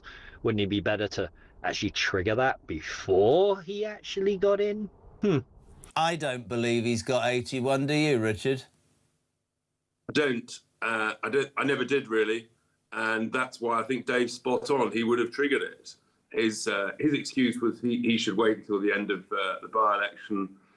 Tactically, I just don't buy it. And even if he did, I think some of them will peel away towards a defence-led campaign by the likes of Healey and/or Al Carnes. And just to repeat for people tuning in, you believe that John Healey has 81 as it stands? That is the rumour that is going around the Houses of Parliament that Healey. And I include within that a sort of an Al Carnes related interest. Yeah. That collectively they've got 81, and I think it's going to be a very, very interesting week ahead because whatever happens on this by-election, cabinet ministers are going to threaten to resign over the weekend unless the current Prime Minister sets out a timetable for his departure. I mean, I called for him to resign this time last week at PMQs. He didn't like it, but basically the Labour MPs, they know the writing's on the wall, and they're all looking pretty glum. It's really interesting, isn't it? I was accused of being a mind reader because I said something at about 7:30, and lo and behold, we heard the breaking news with Beth Rigby half an hour ago. Keir Starmer has just announced that he wants to offer Andy Burnham a cabinet role in his government if he wins Makerfield. I mean, talk about hanging on by your fingertips. If Dan Hodges made the point, if Andy Burnham went, oh, yeah, I'll be Foreign Secretary, everybody who's been going on about it for years about standing, he'd be humiliated. He's not going to accept a job in Cabinet, is he? The whole thing's ridiculous. But first and foremost, our job is to ensure that he doesn't become an MP by making sure that our great candidate wins tomorrow. That's our objective. That's what we're focused on. And that's where I'll be later today. Two other questions. I'd love your response to this in the Mail. I can't wait to see the sexiest politician in England's response.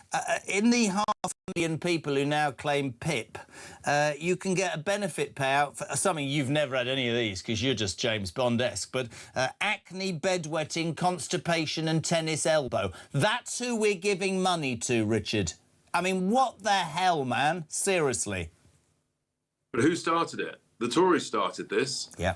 That's why we've ended up in the pickle that we're in. And the guy who started it at the Tories is now their shadow chancellor. So that's why their brand is toxic. Labour have just continued it. And it's only Reform that has the courage to say, you know, all of those things are not ideal, clearly. Anxiety is not ideal. Guess what? When we go to work and we work hard, we get anxiety. It's actually part of life. It's part of growing up.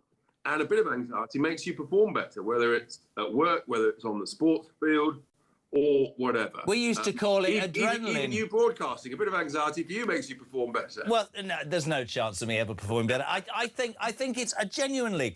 We used to call it adrenaline, nerves, pre-show, whatever. Honestly, to be able to just, and you don't even have to see these people face to face, Rich, right? So you can just go, oh, I'm feeling anxious, and get 6 months off. The British people won't buy that anymore. It's about time that somebody did something about that. I've only got 2 minutes. Two questions. The Russian warship firing at the OAPs who are on a booze cruise on their way. Lots of people have said this actually speaks of dangerous escalation. What are your thoughts on this? Well, it does. And what Russia is essentially doing is testing the resolve of the UK government at a time when they know that we're underfunding our defence. We've got a leadership crisis. And it's just a sort of, it's a response to the quite correct seizure of the shadow tanker over the weekend, and Russia are pushing us. But the best form of deterrence is to have a strong defence, and the best way to guarantee peace is prepare for war. It's tough to say, but it's the harsh reality of life. Couldn't agree more. Later on tonight, England kick off World Cup 2026. We know you're a massive football fan. Obviously, you won't be drinking beer. You'll have a martini, shaken, not stirred, Mr. Bond. Are you going to be watching the game? I hope to be, yes, subject to the trains. But yes, I'm looking forward to watch the game and come on, England. And do I say to the future Mrs. Tice when I speak to her in 10 minutes that you're taking Kemi Badenoch out for dinner or not? You don't want me to say that. No. All right. I'll leave it. All right, Tree. Thanks a lot. Richard Tice, Deputy of Reform. Here's the list, by the way, of your candidates for Makerfield. Jake Austin stands for the Liberal Democrats. Count Binface for his own party, Count Binface Party. Andy Burnham, of course, the Labour Party. Dan Clark, the Libertarian Party. John Dyer for the Independents. Ed Gemmell, the Climate Party. Paul Gould, the Independent. Alan Howling, Lord Hope, the official monster raving loony party. Robert Kenyon, Reform UK. Robert Pownall, Protect the Wild. Rebecca Shepherd, Restore Britain. Sarah Wakefield, the Green Party. Peter Ward, Rejoin the EU. And Michael Stanley, the Conservative Party. That's your list of candidates. So Makerfield tomorrow. We won't be able to talk about anything to do with local politics. National, we can still have a go at Starmer, and all the reaction on Friday. Morning, Wayne. Jezza, I've had an epiphany this morning. It's called Three Birds, One Stone. We're paying France to do what exactly about the migrant crisis? And crazy Ed Miliband is never going to let go of his net zero zealotness. So why don't we do a deal with Russia?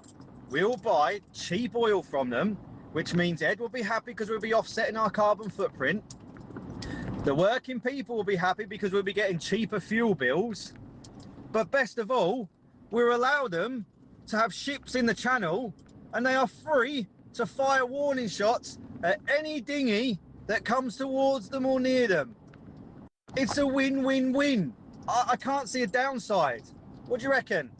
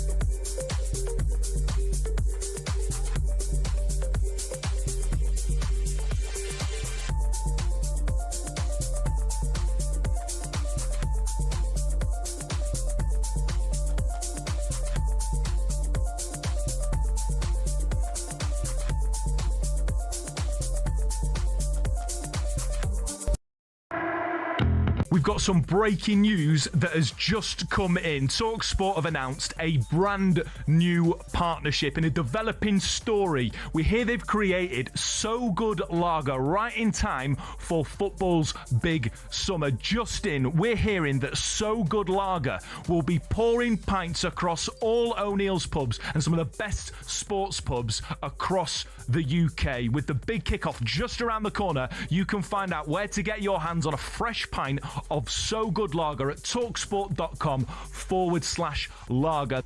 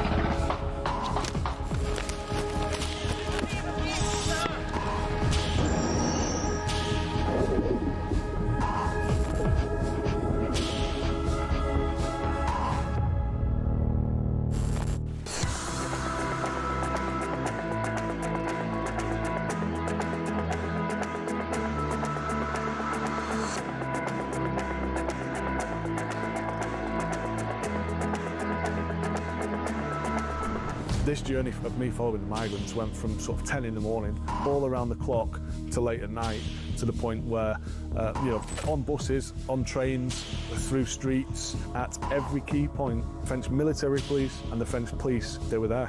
They were on the bus, taking down notes, taking pictures, but not doing anything to deter the migrants or stop them, just being there.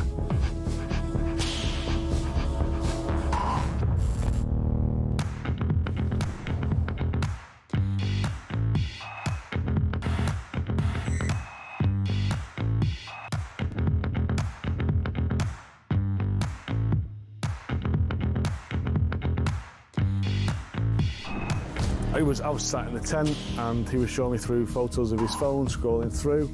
this was barbaric, horrific stuff. Blokes going through walls in vehicles and then jumping out and shooting everyone.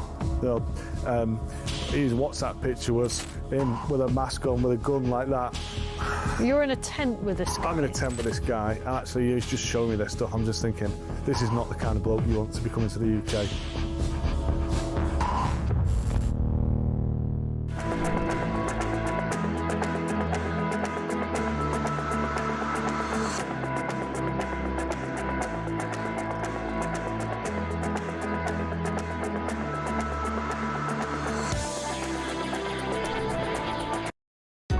Across the UK, on DAB+, on your smart speaker, on your smart TV, and on your side.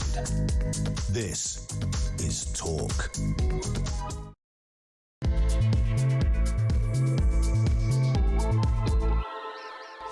Welcome back, just gone 9 o'clock. Julia Hartley-Brewer here from Tenny and Collins from 1 and Kev O'Sullivan on Drive from 4. That's your Talk lineup on the home of common sense and the station where your views on the day's news matter. And we have breaking news that I predicted 2 hours ago, ladies and gentlemen, because Keir Starmer has just told Beth Rigby that he wants Andy Burnham to have a big role in government, which means, if you believe Dan Hodges, who says that when he gets to Chequers on Friday, Keir Starmer on his study desk will discover a bottle of whiskey and a revolver because the vultures are circling, the robot has worked out that the best way to keep Burnham at bay is to offer him a job. Starmer says, I'll speak to him at the weekend. Cue Keir, come on, man.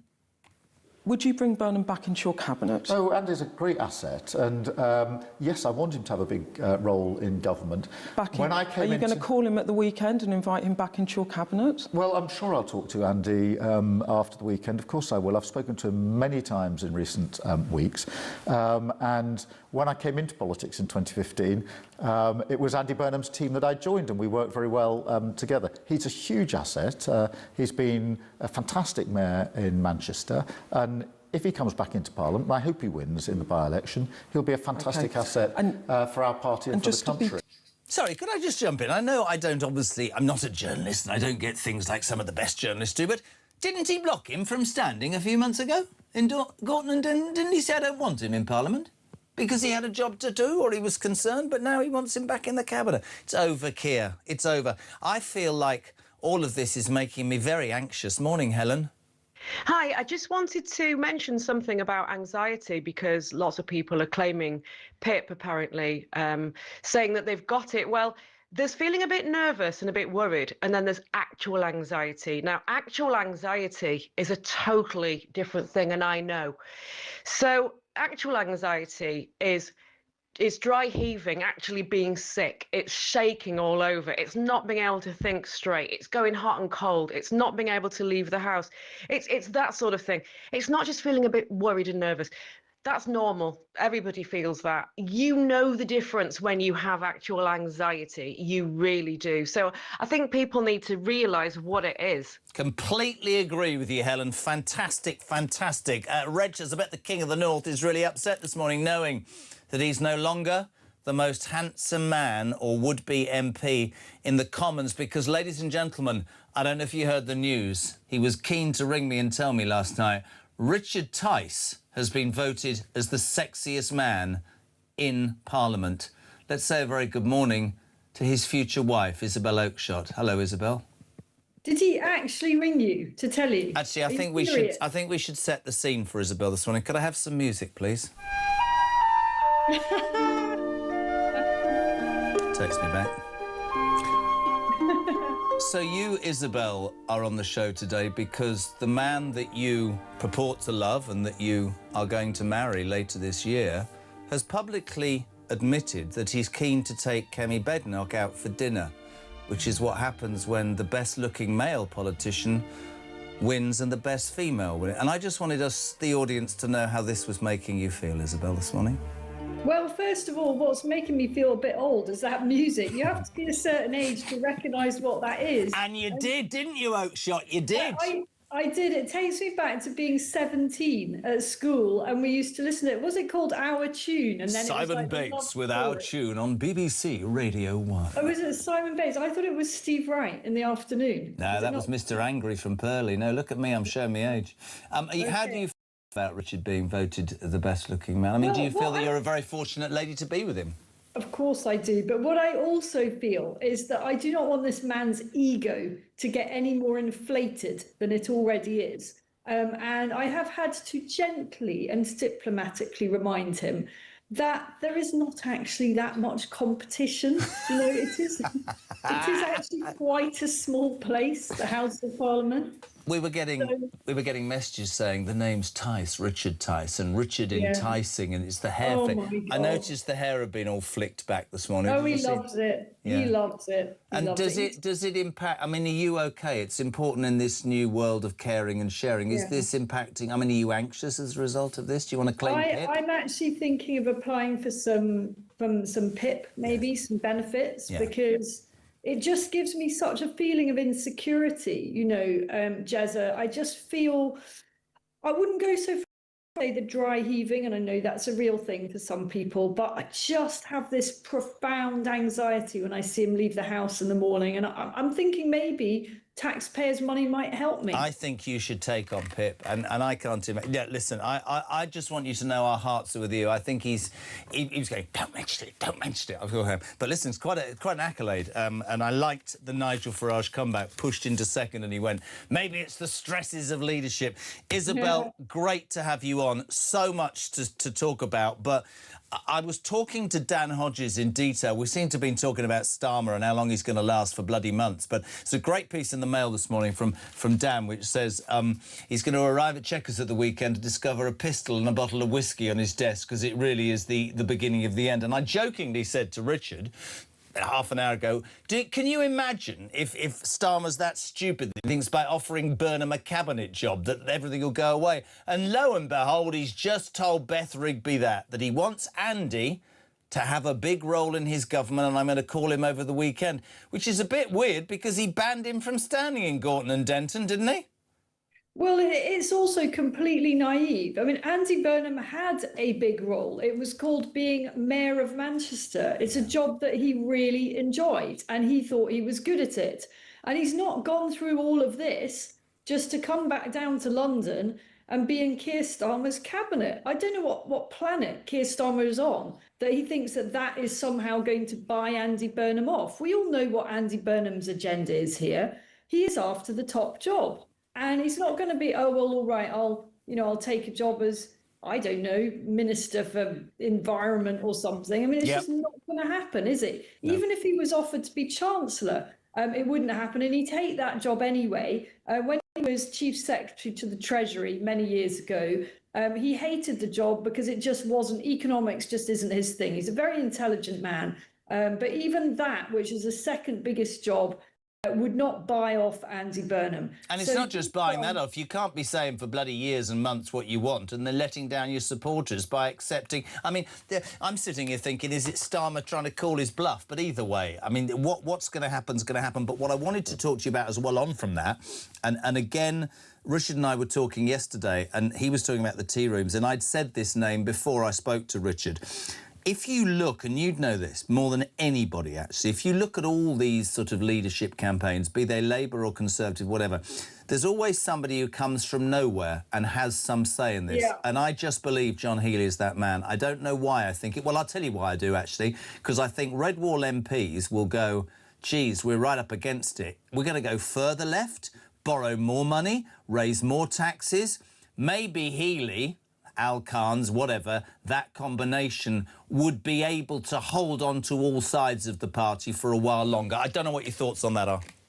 So my thoughts are that I don't feel that John Healey kind of optically looks like a British Prime Minister. I think he doesn't quite have it for me. He's not charismatic enough. There's nothing special about him. I think he's a decent bloke.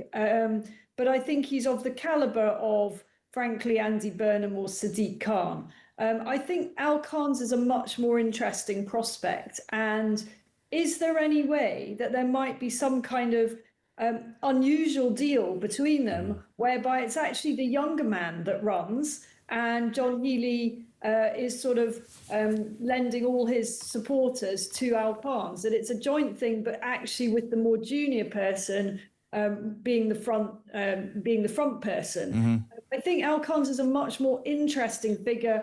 He's obviously spent much of his life in uniform. You know, he has a very interesting backstory, and crucially, he's not on the left of the party, and so he would genuinely offer something quite different. And I agree with you, because I do think when push comes to shove, if it is, listen, we can't go into tomorrow, but if Burnham did win, he's talked about, you know, we need more money in the north, we need to raise taxes, we need to improve this, we're going to pay the waspy women, we're not going to do that to pensioners, before he's probably done the maths, which is pure socialism, because they borrow or use or print other people's money. Now we're at a situation where we're paying 10 or 12 billion a month just in interest on the debts we've got.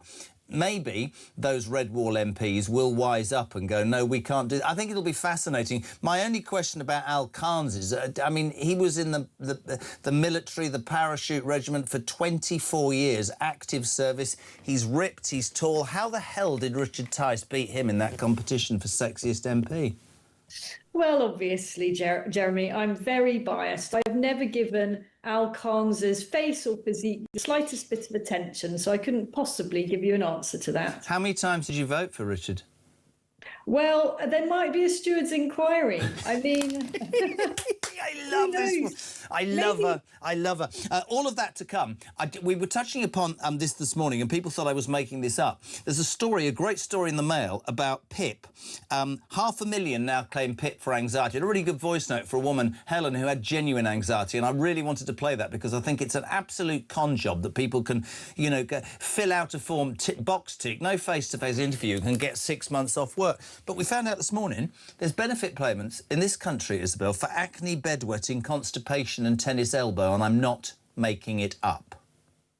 I mean, this is just so outrageous. Yeah. And why is it that our system enables these so-called self-appointed victims to be given handouts rather than being given treatment for whatever it is that they claim is making it so difficult for them to have a good life? Money isn't the answer. If you've got a bedwetting problem, the answer is learning how to control your bladder, or, you know, having the surgical treatment you need. Is it because our NHS isn't helping these people, or what? I don't know. But there's a very simple solution here, which is to offer the people that are claiming benefit for these conditions treatment to fix their conditions. And if their conditions are genuine and not fixable, then fine. People always go on. And I've never got involved in the debate about COVID and lockdown and vaccinations because it drives me, it's done, it's finished. It's about what we learn moving forward. But one of the biggest things that is a disgrace that came out of COVID, in my humble opinion, is this: you don't have to see anybody face to face. It's an absolute bloody mockery. And how anybody in Parliament or in any government or any political party can't see that the game is being played and people are taking advantage. And whenever we have these conversations about benefits and PIP, people will text us naturally, Isabel, and they go, what are you saying, that I shouldn't have any? No, not at all, not at all. But the genuine people, or as you said, treatment for people with genuine conditions, is being spent on shirkers and the feckless. And that is such a big debate when you put it against the defence budget and the inability of this government to either find or want to find the money relevant. Do you know what I mean? I do, and we can't go on like this. It's so obvious that there's a hardcore of people, and it's expanding according to the figures, that are taking the mickey. And this is theft. This is theft from taxpayers, and it is theft from people who really do need the help. I would much rather a completely slimmed down group of people who really do need to be propped up by the taxpayer, who need extra help to have a quality of life, get much higher benefits, and that we take the money out of those who could be working and who are frankly just playing the system, and give it to the many individuals that really do deserve our support. And it's almost as if, and the Tories were fundamentally central to this, but it's almost if you look at the whole political landscape back from Blair, it's like we've just made excuses for people who perpetrate crime, people who are gaming the system, people who are... we seem to get, under this guise of helping everybody, or DEI, or whatever the bloody hell it all means, we seem to miss the target with the genuine people, whether it's welfare, whether it's everything. Do you know what I mean? We've lost it's just common sense out the window.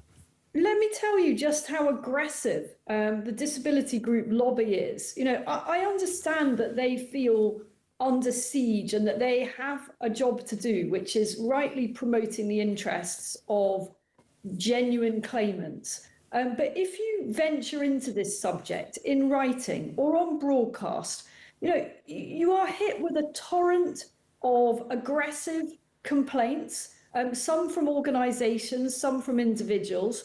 And what they do is that they tie newspapers and broadcasters up in knots dealing with vexatious complaints. These are politically motivated complaints. And I know this because I recently tried to write an article for a UK newspaper on benefits abuse, and I was basically told we cannot face the torrent of letters that we're going to have to put through the legal department that accompanies every article of this nature. And what does that lead to? That leads to a conspiracy of silence. That is bullying by the disabled lobby. I understand, let me emphasise, they have a job to do, and my God, they're good at it, because what they're doing... But they're missing the point, and I'm quite prepared to say this, because I can say whatever on this station, but this is what I believe. You said it perfectly. We are all really happy to pay into a system that was set up with the premise of will help people in this country who can't help themselves, whether that's through mental illness, disability, whatever. I love that about Great Britain. But why can't those people, those lobbies, those organisations understand this point, that the very genuine people that they're trying to protect are missing out because people are gaming the system? That's not said to end the system for those that deserve it. It's to say the bloody system's gone in the wrong direction and your people are missing out. That's common sense, isn't it? Exactly that. It serves nobody not to have a healthy debate on this. It serves nobody for abuse not to be smoked out. And it is a sorry, sorry day when journalists cannot expose stuff that is going on because media organisations are exhausted and depleted in their resources to deal with the barrage of complaints that inevitably comes in, and frankly, the willful distortion of what journalists are trying to report. And I'm not talking about our own company, News UK. You know, all papers are up against this. Of course they are. It's a nightmare. It's a nightmare. It's just so wrong, isn't it? I mean, absolutely wrong. Before we go, just the other story, front page of The Sun today, Vlad fires on Brit OAPs in Channel. I'm sure you've been following this, but old Alan and Jane, they woke up yesterday morning in Lymington, which is near where I live, and she said, we're out of booze for the barbecue at the weekend. Should we go to Cherbourg and get some free lager? He said, let's get the boat ready. So they were crossing the channel in their little yacht for a booze cruise when suddenly some bloody great warship from Russia decided to sort of honk and then throw bullets at them. Some people are going, nah, it's a non-story, it's maritime disagreement. Others are saying, military experts amongst them, this is a dangerous escalation. We've had 2 Russian warships in our waters, many that we don't know about, but one was boarded the other day, this one not. But our government has done, as ever, nothing about it. It's not a non-story. It is not a non-story when a military asset from a hostile state, we're effectively at war with Russia, one way or another, economic war with Russia, we're supporting actively Ukraine in that conflict, we're at war with Russia. And that military boat, that naval vessel, carried out an act of aggression on an innocent civilian vessel, a British vessel. And what are we going to do about it? The square root of absolutely nothing. And this is what the Russians do. It's what all hostile states do. They just have a little go, let's just push a little bit here. It happens up in our airspace where the Russians just try having a little prod to see if they can come over without permission, and they just test our reaction. And as they find that there's no resistance, they will start making bigger and bigger acts of aggression and provocation, and we are in no state to push back. The only good thing that can come out of all of these stories, in my mind, is that, and certainly John Healey and Al Khan's resigned on this matter.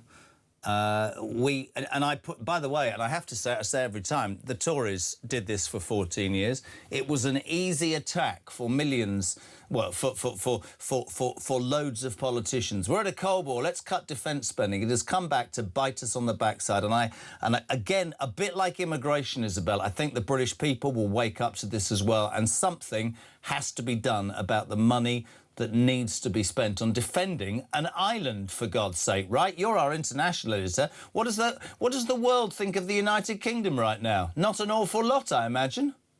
Well, since you mention it, I mean, I'm sitting here in London today, but as people know, I live in the United Arab Emirates, and look what happens with them. So they have never in their entire existence come under sustained attack from any other country. And the UAE is quite a new country. And it's always had this whole thing about, you know, being the safe haven in the Middle East. It's never, ever faced anything like what came at it at the end of February, right up until fairly recently. What had they done, though? No one really realises they had invested massively in one of the world's best defence systems, even though there was only considered to be a fractional chance that this was ever going to happen. Unbeknownst to all of us, they had invested in what it was going to take to make sure no one got hurt if the worst happened. And that paid off massively, didn't it? Absolutely. Hundreds of drones and missiles coming in, and nobody ultimately, I think one person in Dubai was in the wrong place at the wrong time and tragically died as a result of debris from an intercepted drone or missile. So that is a lesson in preparing for the worst, hope for the best, but prepare for the worst. And the stakes could not be higher. If you're not prepared, how do we know, sitting here in London, that some wild thing isn't going to happen and missiles might not start coming at us? Completely agree with you. Completely agree with you. Now, I'm glad you're in London because we're going to use you tomorrow, but I want to finish as I started. We've got a voice note. I'm going to make you laugh before we finish. This is I don't know what this is going to say, but the next one will. Phil, good morning. Morning, Jezza. Phil from Shropshire. Who are the other candidates for this poll of good-looking politicians? And where did Ed Miliband, circa Wallace and Gromit, and Andy Burnham, circa a.k.a. Thunderbirds Argo? There we go. But I'm going to finish with this, Isabel. On the day that your future husband told me that he'd been voted sexiest MP, Neil from Telford, just to say Richard Tice is Parliament's sexy man. I can see that. To me and my family, he's definitely got the look of a younger Kenneth Williams. Yes. Oh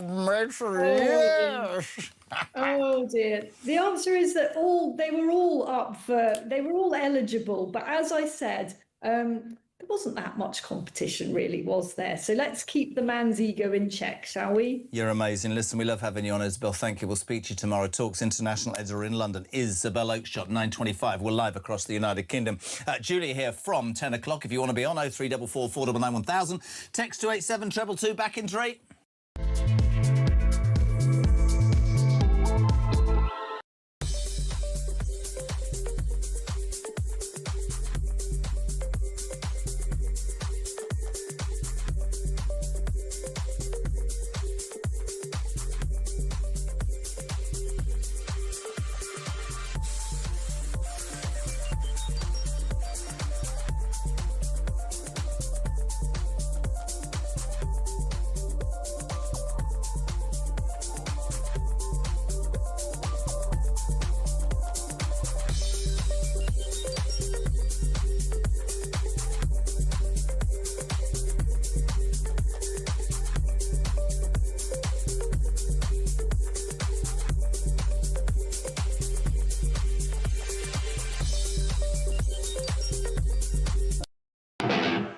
we've got some breaking news that has just come in. talkSPORT have announced a brand new partnership in a developing story. We hear they've created So Good Lager right in time for football's big summer. Just in, we're hearing that So Good Lager will be pouring pints across all O'Neill's pubs and some of the best sports pubs across the UK. With the big kickoff just around the corner, you can find out where to get your hands on a fresh pint of So Good Lager at talksport.com/lager.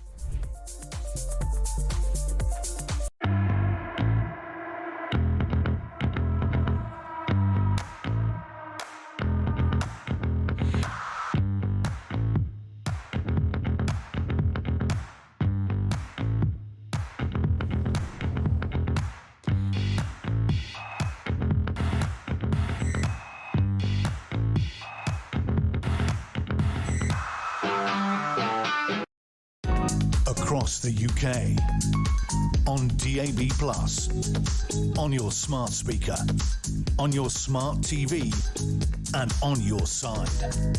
This is Talk. Welcome back. I tell you, the story that's really winding you up this morning is the benefit payments. You can now get PIP for bedwetting, constipation, tennis elbow and acne. There's a lot of people up in arms. Jez, the PIP payments are a joke. I've been dealing with severe anxiety, but I still keep working. Heavy depression, still working. Recently, I got tennis elbow, and I still work through it. And here's the bit, I work in the bloody care sector. I was offered sick leave, but I turned it down right away. It feels like this country has no work ethic anymore, and the government's just happy to hand out benefits. What an absolute mess. Sarah, you're a legend in Yorkshire. Nicola, half these people are on PIP because they're waiting for surgery. I know people with hernias. Oh, waiting 9 months to see a consultant. Meanwhile, they can't work. I have atrial fibrillation, apparently. I could get PIP. I gave up working in February. I'm 64. The heart kept causing trouble. Taken 3 years for diagnosis. I have a small pension, 98 quid a week. I may apply, says Nikki. I should have retired at bloody 60. The world's a joke. Georgina, I'm sorry, Isabel, but Rishi doesn't do it for me. Matt Vickers gets my vote. Matty Vickers. Wow. Yvonne Smith, don't worry about Tice being voted the sexiest man. I still have eyes for you, says Yvonne in Leicester. That's to Christian. Starmer at G7 yesterday was like watching Mr. Bean trying to find some friends. Kitty's in Hove. Morning, Jez. I've heard snoring now qualifies you for PIP. If you snore, you can get PIP. Oh, because apparently you can't sleep all night, then you're tired, so you can't go to work. This is getting ridiculous. Trev from Nottingham, if the Prime Minister wants to stop Andy Burnham, he should say he has full confidence in him. Easy fix, because they'll be gone by Friday, that's true. Maggie's in London. So Starmer offering Burnham a top job. Should he win Makerfield? Proves he's using Makerfield as a stepping stone to get there. Yes or no? Joanna, Jez, Starmer offers Burnham a position in government. Jez, Starmer sees you. Starmer is watching Talk for ideas. This came from you. Can you imagine if... No, he's at G7, he wouldn't watch this. You're a mind reader, Starmer. Have I missed your hello to Oliver and Iris? Come on, JK, get your act together. No, Oliver's off sick today. He's off sick today. Sports Day's been cancelled. It's all a disaster. 9:30, let's say a very good morning to a man desperate to get him on and have a military understanding of what happened yesterday and how it's seen. Lord Richard Donat, former head of the British Army. Welcome to Talk Breakfast, my friend.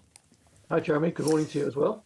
It's in every paper. So we've had a couple of instances, Richard, this week. First on Monday, where a tanker, a Russian tanker, was boarded by the Marines. There were cynics, and let's give both sides of the coin, because there was a camera crew and people were saying that this was remarkably good timing optics-wise, seeing as how 24 hours earlier our Prime Minister, having lost his Defence Secretary and Armed Forces Minister, said there's no more money for defence. Yesterday, this couple, Alan and Jane, heading off on a booze cruise to Cherbourg, run into a frigate. People are saying it was the maritime law, wrong position, it was just the horn. Other people are saying they were fired at. But what's really interesting with all of this so far this morning, Richard, is that many military experts saying this is a dangerous escalation and this country needs to get its head into gear and realise that if we're not already at war with them economically, war with Russia is a very, very viable proposition.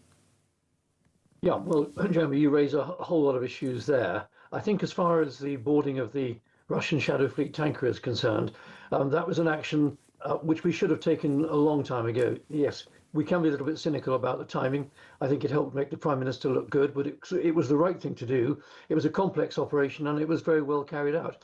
And we should be doing more of those because Russia is certainly fueling Ukraine's war. It's looking after its own economy by moving all this illegal oil around the world on 700 Shadow Fleet tankers. So that was the right thing to do. Now, this matter yesterday with the couple going from Leamington to Cherbourg for a jolly trip. Yes, you can sort of write that off as just a sort of rather farcical incident, but I think there's a more serious side to it.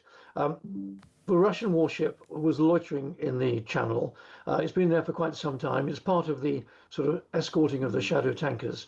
And when it saw that yacht approaching, that they thought, well, is this just a yacht or is this a British spy ship trying to listen into some of our communications? So they decided to take action. I think what's interesting also is that if you listen to what the couple said, they didn't see the Russian ship on their radar warning system. So that tells me that the Russian ship was endeavoring not to identify itself. So it's an example. It's not an escalation, but it's another example of the below the threshold, below the radar conflict that's going on between Russia and the West, between Russia and ourselves. And I think we have to take that seriously. And just look beyond Ukraine. At some point, there will probably be a ceasefire, and that is good for the people of Ukraine. There won't be a peace agreement, so the thing will linger on. But if there is a ceasefire, that will give the Russians the opportunity to reconstitute and refresh their troops, and we might see them have another go at another NATO country. Could be one of the Baltic states. It could be Finland or Sweden or somewhere probably in that part of the world. And why are they doing that? Not because they want to capture and attack that country, but they want to sow disharmony in NATO. They want to break up the unity of NATO. Mm-hmm. And that's been one of Putin's objectives really since the end of the Cold War, when his beloved Soviet Union and Warsaw Pact were defeated by the unity of NATO and the strong leadership of Ronald Reagan and Margaret Thatcher. Couldn't agree more. I always, total respect for you. Forgive me if you think one of these questions is trivial. There's a reason I'm asking for it. We haven't responded. We haven't warned them off. Are we a sitting duck? I mean, what's to say, you'll laugh at me, but what's to say one of those ships just couldn't fire something at the United Kingdom? It's only a few miles offshore, for God's sake. Well, if they were to do that, that would be a major escalation, and that would be extraordinarily serious, and we would have to react to that very forcibly. But what I'm trying to say to you is they could. We're a sitting duck. We don't even complain about what they did yesterday or on Monday. Well, I hope we are complaining. I mean, I think firing shots anywhere near a British ship is totally unacceptable, and I would hope that the government is at the very least making diplomatic representations to the Russians to say this kind of behaviour is not acceptable. But go back to where we started this conversation. I think it was absolutely right that well-constructed operation by the Royal Marines and the Royal Navy to board that Shadow Fleet tanker was right. And we must continue to do that and show the Russians that actually we're not prepared to be a sitting duck. We're not prepared to allow them to use their covert submarines to be examining our communications cables under the sea and so on and so forth. And that's really important that we do show them that we're not just seeing them, we're taking action, and we are not prepared to be a sitting duck. And just while I'm going, of course, this translates into the whole discussion which led to John Healey and Al Khan's resigning last week. We are not spending enough money on defence. We are not increasing our military capability. And why should we do that? Not because generals, admirals and air marshals want to fight a war, but actually we want to have a significantly serious military capability so that we can deter conflict in the future. If you don't have the capability, then you'll be taken advantage of. And that's not a position that any responsible government in this country should accept. And I think that's the point, and I was talking about this earlier. I don't want you to have to ever become political, but it's interesting to me that you know, we lost the Defence Secretary and the Armed Forces Minister last week. We should touch our cap to Khan's for bringing up about that dreadful legacy bill that should be the worst thing I've ever heard of in my life. But they left saying you are not prepared and the Treasury is not prepared to divert what's needed to protect this country, which I would have thought was, as you said, the first premise of any government. We have a benefits bill in this country, and we've been talking about it all morning, that outstrips the money the Exchequer gets from working people. It is about time, and if anything comes from this, I would think the British people will be even more switched on, that we made money available in whichever goddamn way for something that is becoming more and more important. And as I've said all morning, it shines a very poor light on the last governance of 20 years, because they are all responsible for cutting defence, believing it was going to be all right, and it's turned out to be a massive mistake, hasn't it? Yes, I think go back to the end of the Cold War, go back to 1989 when the Berlin Wall came down. That was a perfectly reasonable time to make some reductions in defence. That was fine. But the world now looks very different to that which the world looked in 1989, 1990, 1991. 30 years later, the world is very different. Russia is now a resurgent threat. Actually, it's more than a threat, it's a proven aggressor.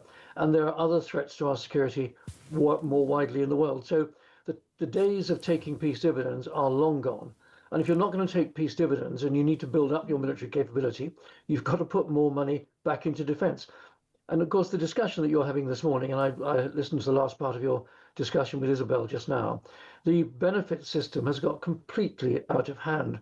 And legislation should be changed. I think behaviours should be changed. I think, to be honest, I think GPs and people that sign claimants off too easily should be encouraged to be harder, if you like. Completely agree. Make it more difficult to claim, because if we are able to bring the benefit budget under control and to reduce it, then we're at once beginning to produce the money that we need for defence. Couldn't agree more. Lord Dannett, you are an absolute legend. We very much appreciate your time this morning on Talk Breakfast. Former head of the British Army there. Almost 20 to 9, the big kick-off tonight. England beginning World Cup 2026 is in Dallas, Texas. I think my daughter's going, Ava. It's 9 o'clock tonight, England, Croatia.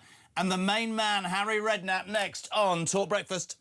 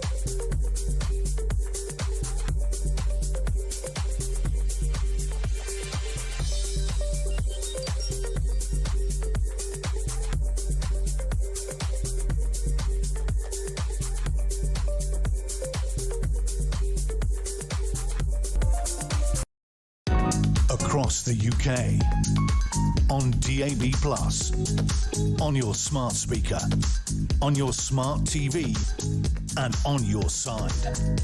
This is Talk.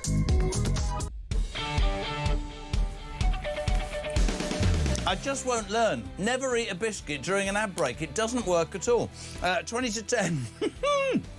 We're live across the United Kingdom. Now, listen, this entire country is geared up for tonight. TalkSport, our sister station right next door, full of old footballers, brilliant broadcasters, any place you need, everything you need. But one thing you do need is the quality opinion of a man who, if he'd stayed at my blessed club, we wouldn't be in the Championship. The legend. Has he got a Sandbanks top on? Harry Redknapp, good morning. Jeremy, how you doing? Have you got a Sandbanks top? Look at that. Absolutely, now, see... advertising, come on. No, so listen, here's the thing. Harry's son, Mark, who's a mate of mine, set up this brand, Sandbanks, and I never do this. I wear it all the time. It's utterly brilliant. And I'm watching Jamie on Sky's got Sandbanks on his top. I'm watching Harry on Talk, and I'm thinking I should have worn mine today. We'd have been Sandbanks FM, wouldn't we? How are you, son? All right, I've got Sandra walking around the road with a placard. You know them old ones. Back in the day. She's doing 3 laps of Sandbanks at the moment. Well, it's the best. We'll talk more about that. Listen, Max Scott is here, TalkSport reporter as well. Harry, massive night. Just want to be honest. We all get excited, we all get built up, and then something happens and we all go, oh, my God. Genuinely, from your point of view, Have we got a chance, or are we just conning ourselves? We've definitely got a chance, Jeremy. I think it's wide open. You know, I watched France last night. First half, they were very poor against Senegal. Senegal were good. Second half, France were very good. Mbappe got 2 great goals. So they're going to be a big threat. Spain didn't play very well first game. They did, but they'll come. You know, Portugal. There's lots of teams in it who look. I'm not so sure. Brazil, they don't look great this tournament.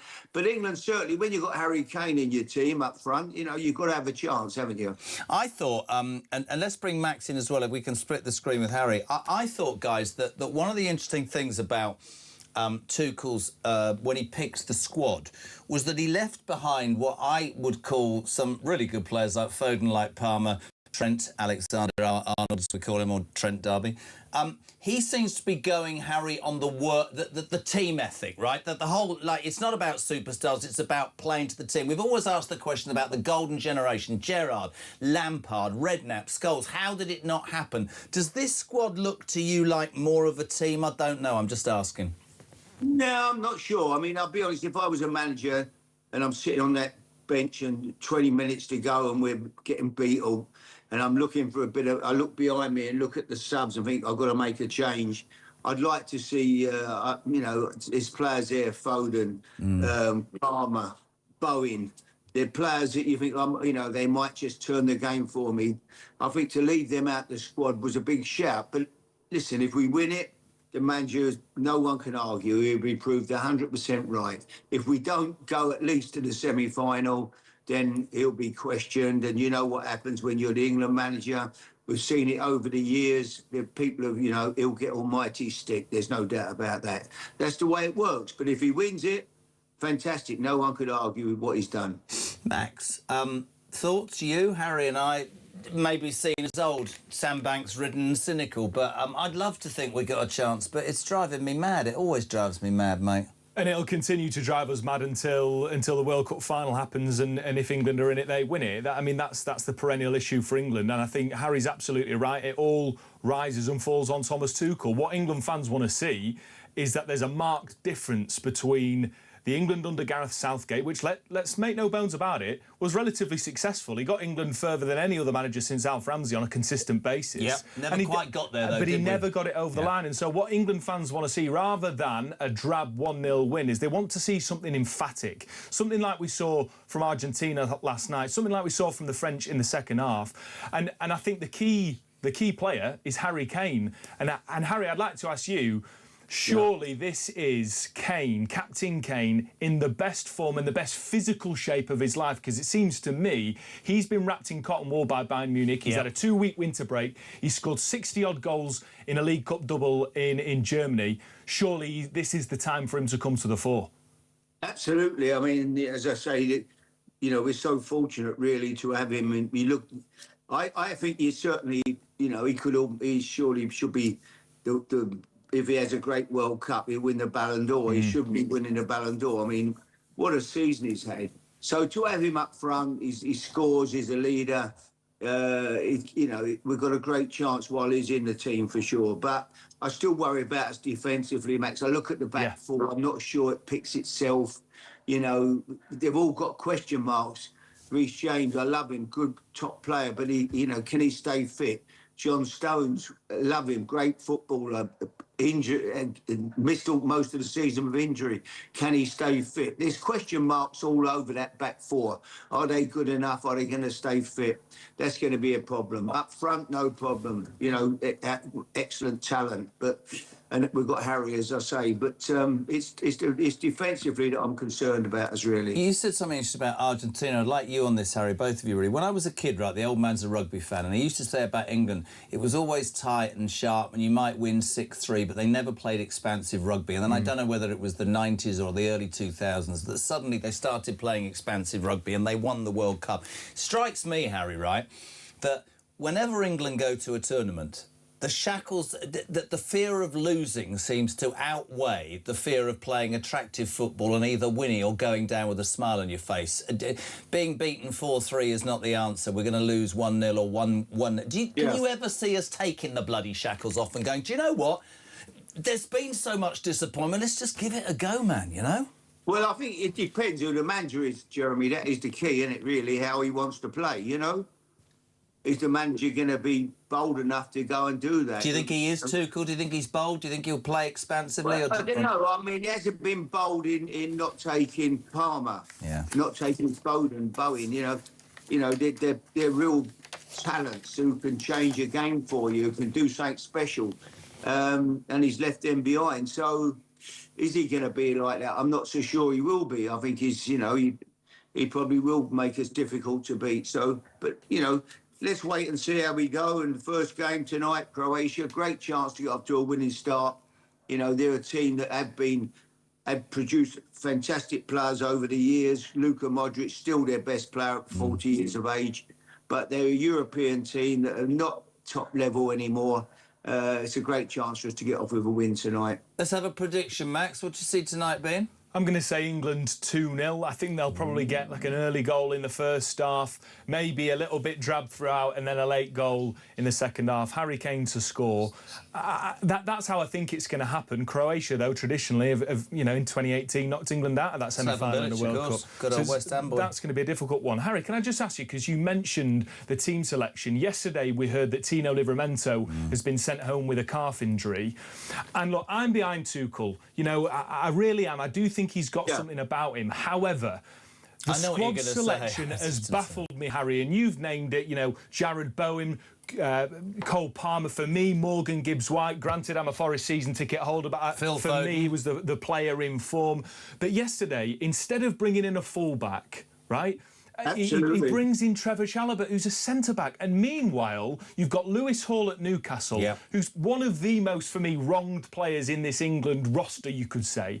And I just cannot fathom that when England come up against, let's say, France in a semi-final, that Dan Burn or Trevor Chalobah is going to be able to deal with the likes of Kylian Mbappe, Ousmane Dembele, etc. What about Trent Alexander-Arnold, for Christ's sake? Well, he doesn't fancy him, does he? Obviously, he doesn't like him for whatever reason. He doesn't as a player. I mean, I don't know personally, but he doesn't fancy him as a player.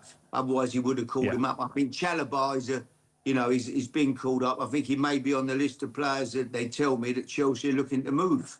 So for him to get a call up is quite surprising, really. I want to ask you one other thing, Harry, and it's not political. I'm just interested. The national anthem stuff that we keep getting, he says, Tuchel, he'll only sing it if we reach the final. Doesn't that just make a mess? Doesn't that just cause people to ask questions? Either sing it or don't bloody sing it. It becomes, well, I'll only sing it if we reach the final. How does that make any sense, man? No, that don't make any sense. I'd be wanting to sing the national anthem. We're proud to be British, and, I'd want to be singing the national anthem. I wouldn't want players to sing it. I think there's nothing... When I see teams line up before a game and they're singing national anthem, I think it's fantastic. Good man. I want to see the players singing it and show they're patriotic towards our country, for sure. Be interesting to see what Tuchel does. A prediction for you, Mr. Redknapp, for tonight. What is it? Well, I was going to go 2-0, but Max has got up, maybe they might nick a goal because I'm not sure about that, but it might be 2-1. Harry Kane definitely to score. Yeah. All the top players are scoring. Messi, Haaland, Mbappe, all started off scoring goals. So leading goal scorer in the tournament is going to be interesting. Well, you'd all laugh at me. I think they're going to win 3-0. I think they're going to win 3-0. So the big question is, in your Sam Banks top, Harry, I'll have mine on tomorrow. Where are you watching the game tonight? Sandra and a curry or out with the boys? I'm watching it. Actually, I'm doing something in London tonight. I'm doing it I'm watching it with some people who, are coming to watch the game, and I'm going to do a bit before the game, a bit half time. So, yeah, I'm up in London watching it. I'm looking forward to it. You're a good man. And listen, your boy Mark's a legend. We'll talk more about that business. I'm going to see him next week. And Jamie's doing the business. They're a good family, but we wish you luck. But, actually, before you go, West Ham, mate, how depressed am I? What's that all about? Oh, my God, I know. It's going to be an interesting summer. So they're going to need to get... I thought Nuno would go. We get somebody like Scott Parker or Gary Neal and start again. I don't understand it at all. I'd strip it right back. Yeah, it needs stripping back. People keep saying, it's a shame they're going to lose all our players. Well, I said, who's bothered? They're not any good anyway, otherwise they wouldn't have gone down. You've got 2 or 3 players, Bowen, Fernandes. Yeah, but, if they want to go... then I think Bowen will stay. I think he'll probably he'll stick around at West Ham, and if he does, that gives him a big chance to get back up because he's an outstanding player for sure. Good man, Harry. Love to the family, mate. Thank you so much indeed. Max Scott as well. All the action on talkSPORT throughout the World Cup. The build-up, when you walk up this corridor, can I just point something out, right? Let me just explain to you what happened to me the other day. This is how crap my life is. I walked in the other day, right, on talkSPORT breakfast. I don't know, Kylian Mbappe probably. Chris Evans has got Shania Twain. I've got some politician who's never been on telly. My life's rubbish. Do you know that? You need to move over to talkSPORT, Jez. Well, maybe, the way things are going. Listen, I'm joking. Who's going to win the World Cup? England are going to win the World Cup. Oh, do me a favour. It's as simple as. What? As simple as England are going to win the World Cup. Really? We've got the best striker in the world. We've got the best player produced by this country since Wayne Rooney and Jude Bellingham. And we've got a manager, albeit not English, who knows how to win silverware. But do you understand? I mean, you work at talkSPORT. They play shitty. Listen, forget everybody else tonight. talkSPORT it is. Harry will be in the car. I'll be in the train listening to it. But why, I tried to say it about playing expansive football, why do we seem to have this mental block? Why can you have this golden generation, the best league in the world, the best players in the world, more money in the world, the best training facilities? Declan Rice is what happens? Is it fear? Of course it's fear. Expectation. Of course it's fear. It's fear and expectation, and the longer it's gone on, that sort of ghost, if you like, that has been haunting England since '66 remains. But I am convinced, Jeremy, convinced more than I've ever been, this is the year. In America's backyard on their 250th birthday, it'd be an incredible statement of English talent. And any money that the person that gives the World Cup to the winning team will be Donald Trump and not the FIFA president. Score prediction, Paul Hamilton, Croatia 2, England 1. Put this to Max, he said, you are all underestimating the underdog. Croatia are an underdog, and they're underdog because their best players are 40 and above. So how old's Modric? Modric is 40. 40? Ivan Perisic is 37. I could be playing. I back Elliot Anderson, who's won more duels than any other midfielder in Europe. Bitter Nottingham Forest person here, because Elliot Anderson's going to leave. He is going to leave, but Forest are going to get about 130 million quid, and we're going to be set in the Premier League for the next 5 years. I don't mean to be rude. Newcastle got 133 million quid for Isak, and they spent that so badly, they're going to get rid of them both again, Don't remind me of that. I'm trying to be positive, Jeremy. I'm trying to be positive. You're a good man. Listen, just to repeat, absolutely, talkSPORT, the only place you need to go for the biggest football tournament of the world. It kicks off tonight, of course, 9 o'clock, England-Croatia. You know your beer you lot have launched? What's it called? So Good Lager. And let me tell you, it is so good. I don't drink lager. Well, I can't drink lager. I can't tell you why, but never mind. But this lager is, again, another example of the unfairness of the system. I mean, talkSPORT have launched this So Good Lager. They've teamed up with Meantime. You can get it online, talksport.com/So Good Lager. I don't get lager. I don't get Kylian Mbappe. If you asked, you would receive, Jeremy. Can you bring me a bit? For the people who are asking, actually, in all seriousness, all our Neil's pubs and sports bars across the United Kingdom, it's a fantastic addition to talkSPORT's World Cup coverage. It's in full swing. It's called All Good. And to be fair, that bunch of reprobates through that window, they could do with a lager. They have to put up with me every day. Yeah, they're clucking for a couple of pints, they were telling me before I came in. I beg your pardon, what did you say? Clucking. Oh, I thought you said something else. No, absolutely anyway, talkSPORT, live and exclusive tonight. England 3, Croatia 0. I said Harry Redknapp 2-1 to England. Max Scott, who once saved me from a yob on a train, and I'm not joking, he's 8'6". He did. He just stood up and the bloke scarpered. Max says 2-0. 2-0. You're coming back on tomorrow. I'll be back on tomorrow. We'll get you back on tomorrow and we'll get the result. Thank you so much indeed to Max and to Harry. Whatever you're doing tonight, So Good Lager's what you need. I'm not going to do that. Be safe. Just go out and have fun. Just England, please. For God's sake, could you please just win the game? Otherwise, it's going to be so depressing. It's depressing enough being in this country and doing this show. I'd like England to give me something to be happy about. Back in 3.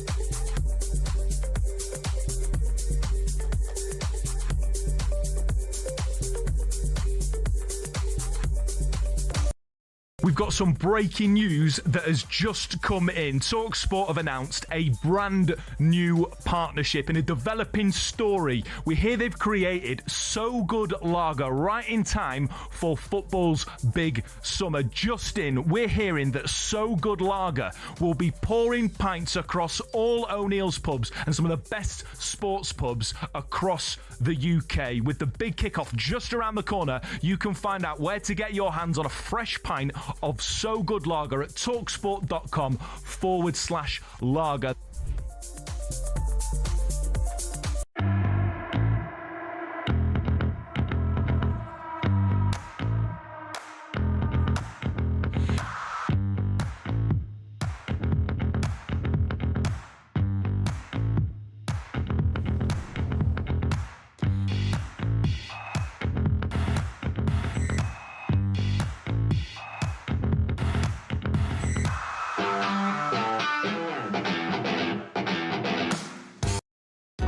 Across the UK, on DAB+, on your smart speaker, on your smart TV, and on your side. This is Talk. Welcome back. Couple of minutes to 10. Thank you so much indeed for watching and listening to Breakfast this morning. Back tomorrow from 6. Julia Hartley-Brewer, good morning. Very good morning to you, sir. Have you ever been yachting at the channel lately? I just... Jane and Al, she said, we're out of booze for the barbecue. Let's take the yacht over to Cherbourg for a booze run. And suddenly a bloody great warship fires at you. It's just extraordinary. Also, I love the fact this is all being played down by the MOD. No, this is completely normal. No, it's not. No, it's not. No, just had that conviction. There's Russian-backed arson attacks on the Prime Minister's house. We've just had the seizing of a vessel. Oh, no, Russia is upping its game. Yeah. All right? What is our response? Sitting ducks. Nothing to see here. No, absolutely. Sorry. Nothing to see here, Keir. No, exactly. Well, Keir Starmer, by the way, he's come out. He says it's hilarious. He says he's going to fight. He's going to fight to stay on. You would think I was a clairvoyant. At 7:30, I said, I bet you any money the devious little git's going to try and think he can get out of it by going, Burnham, I'll give you a job in Cabinet. As if Andy Burnham's going to do that. I mean, it's just utterly ridiculous. Again, this is all assumptions on what actually happens on Thursday. But this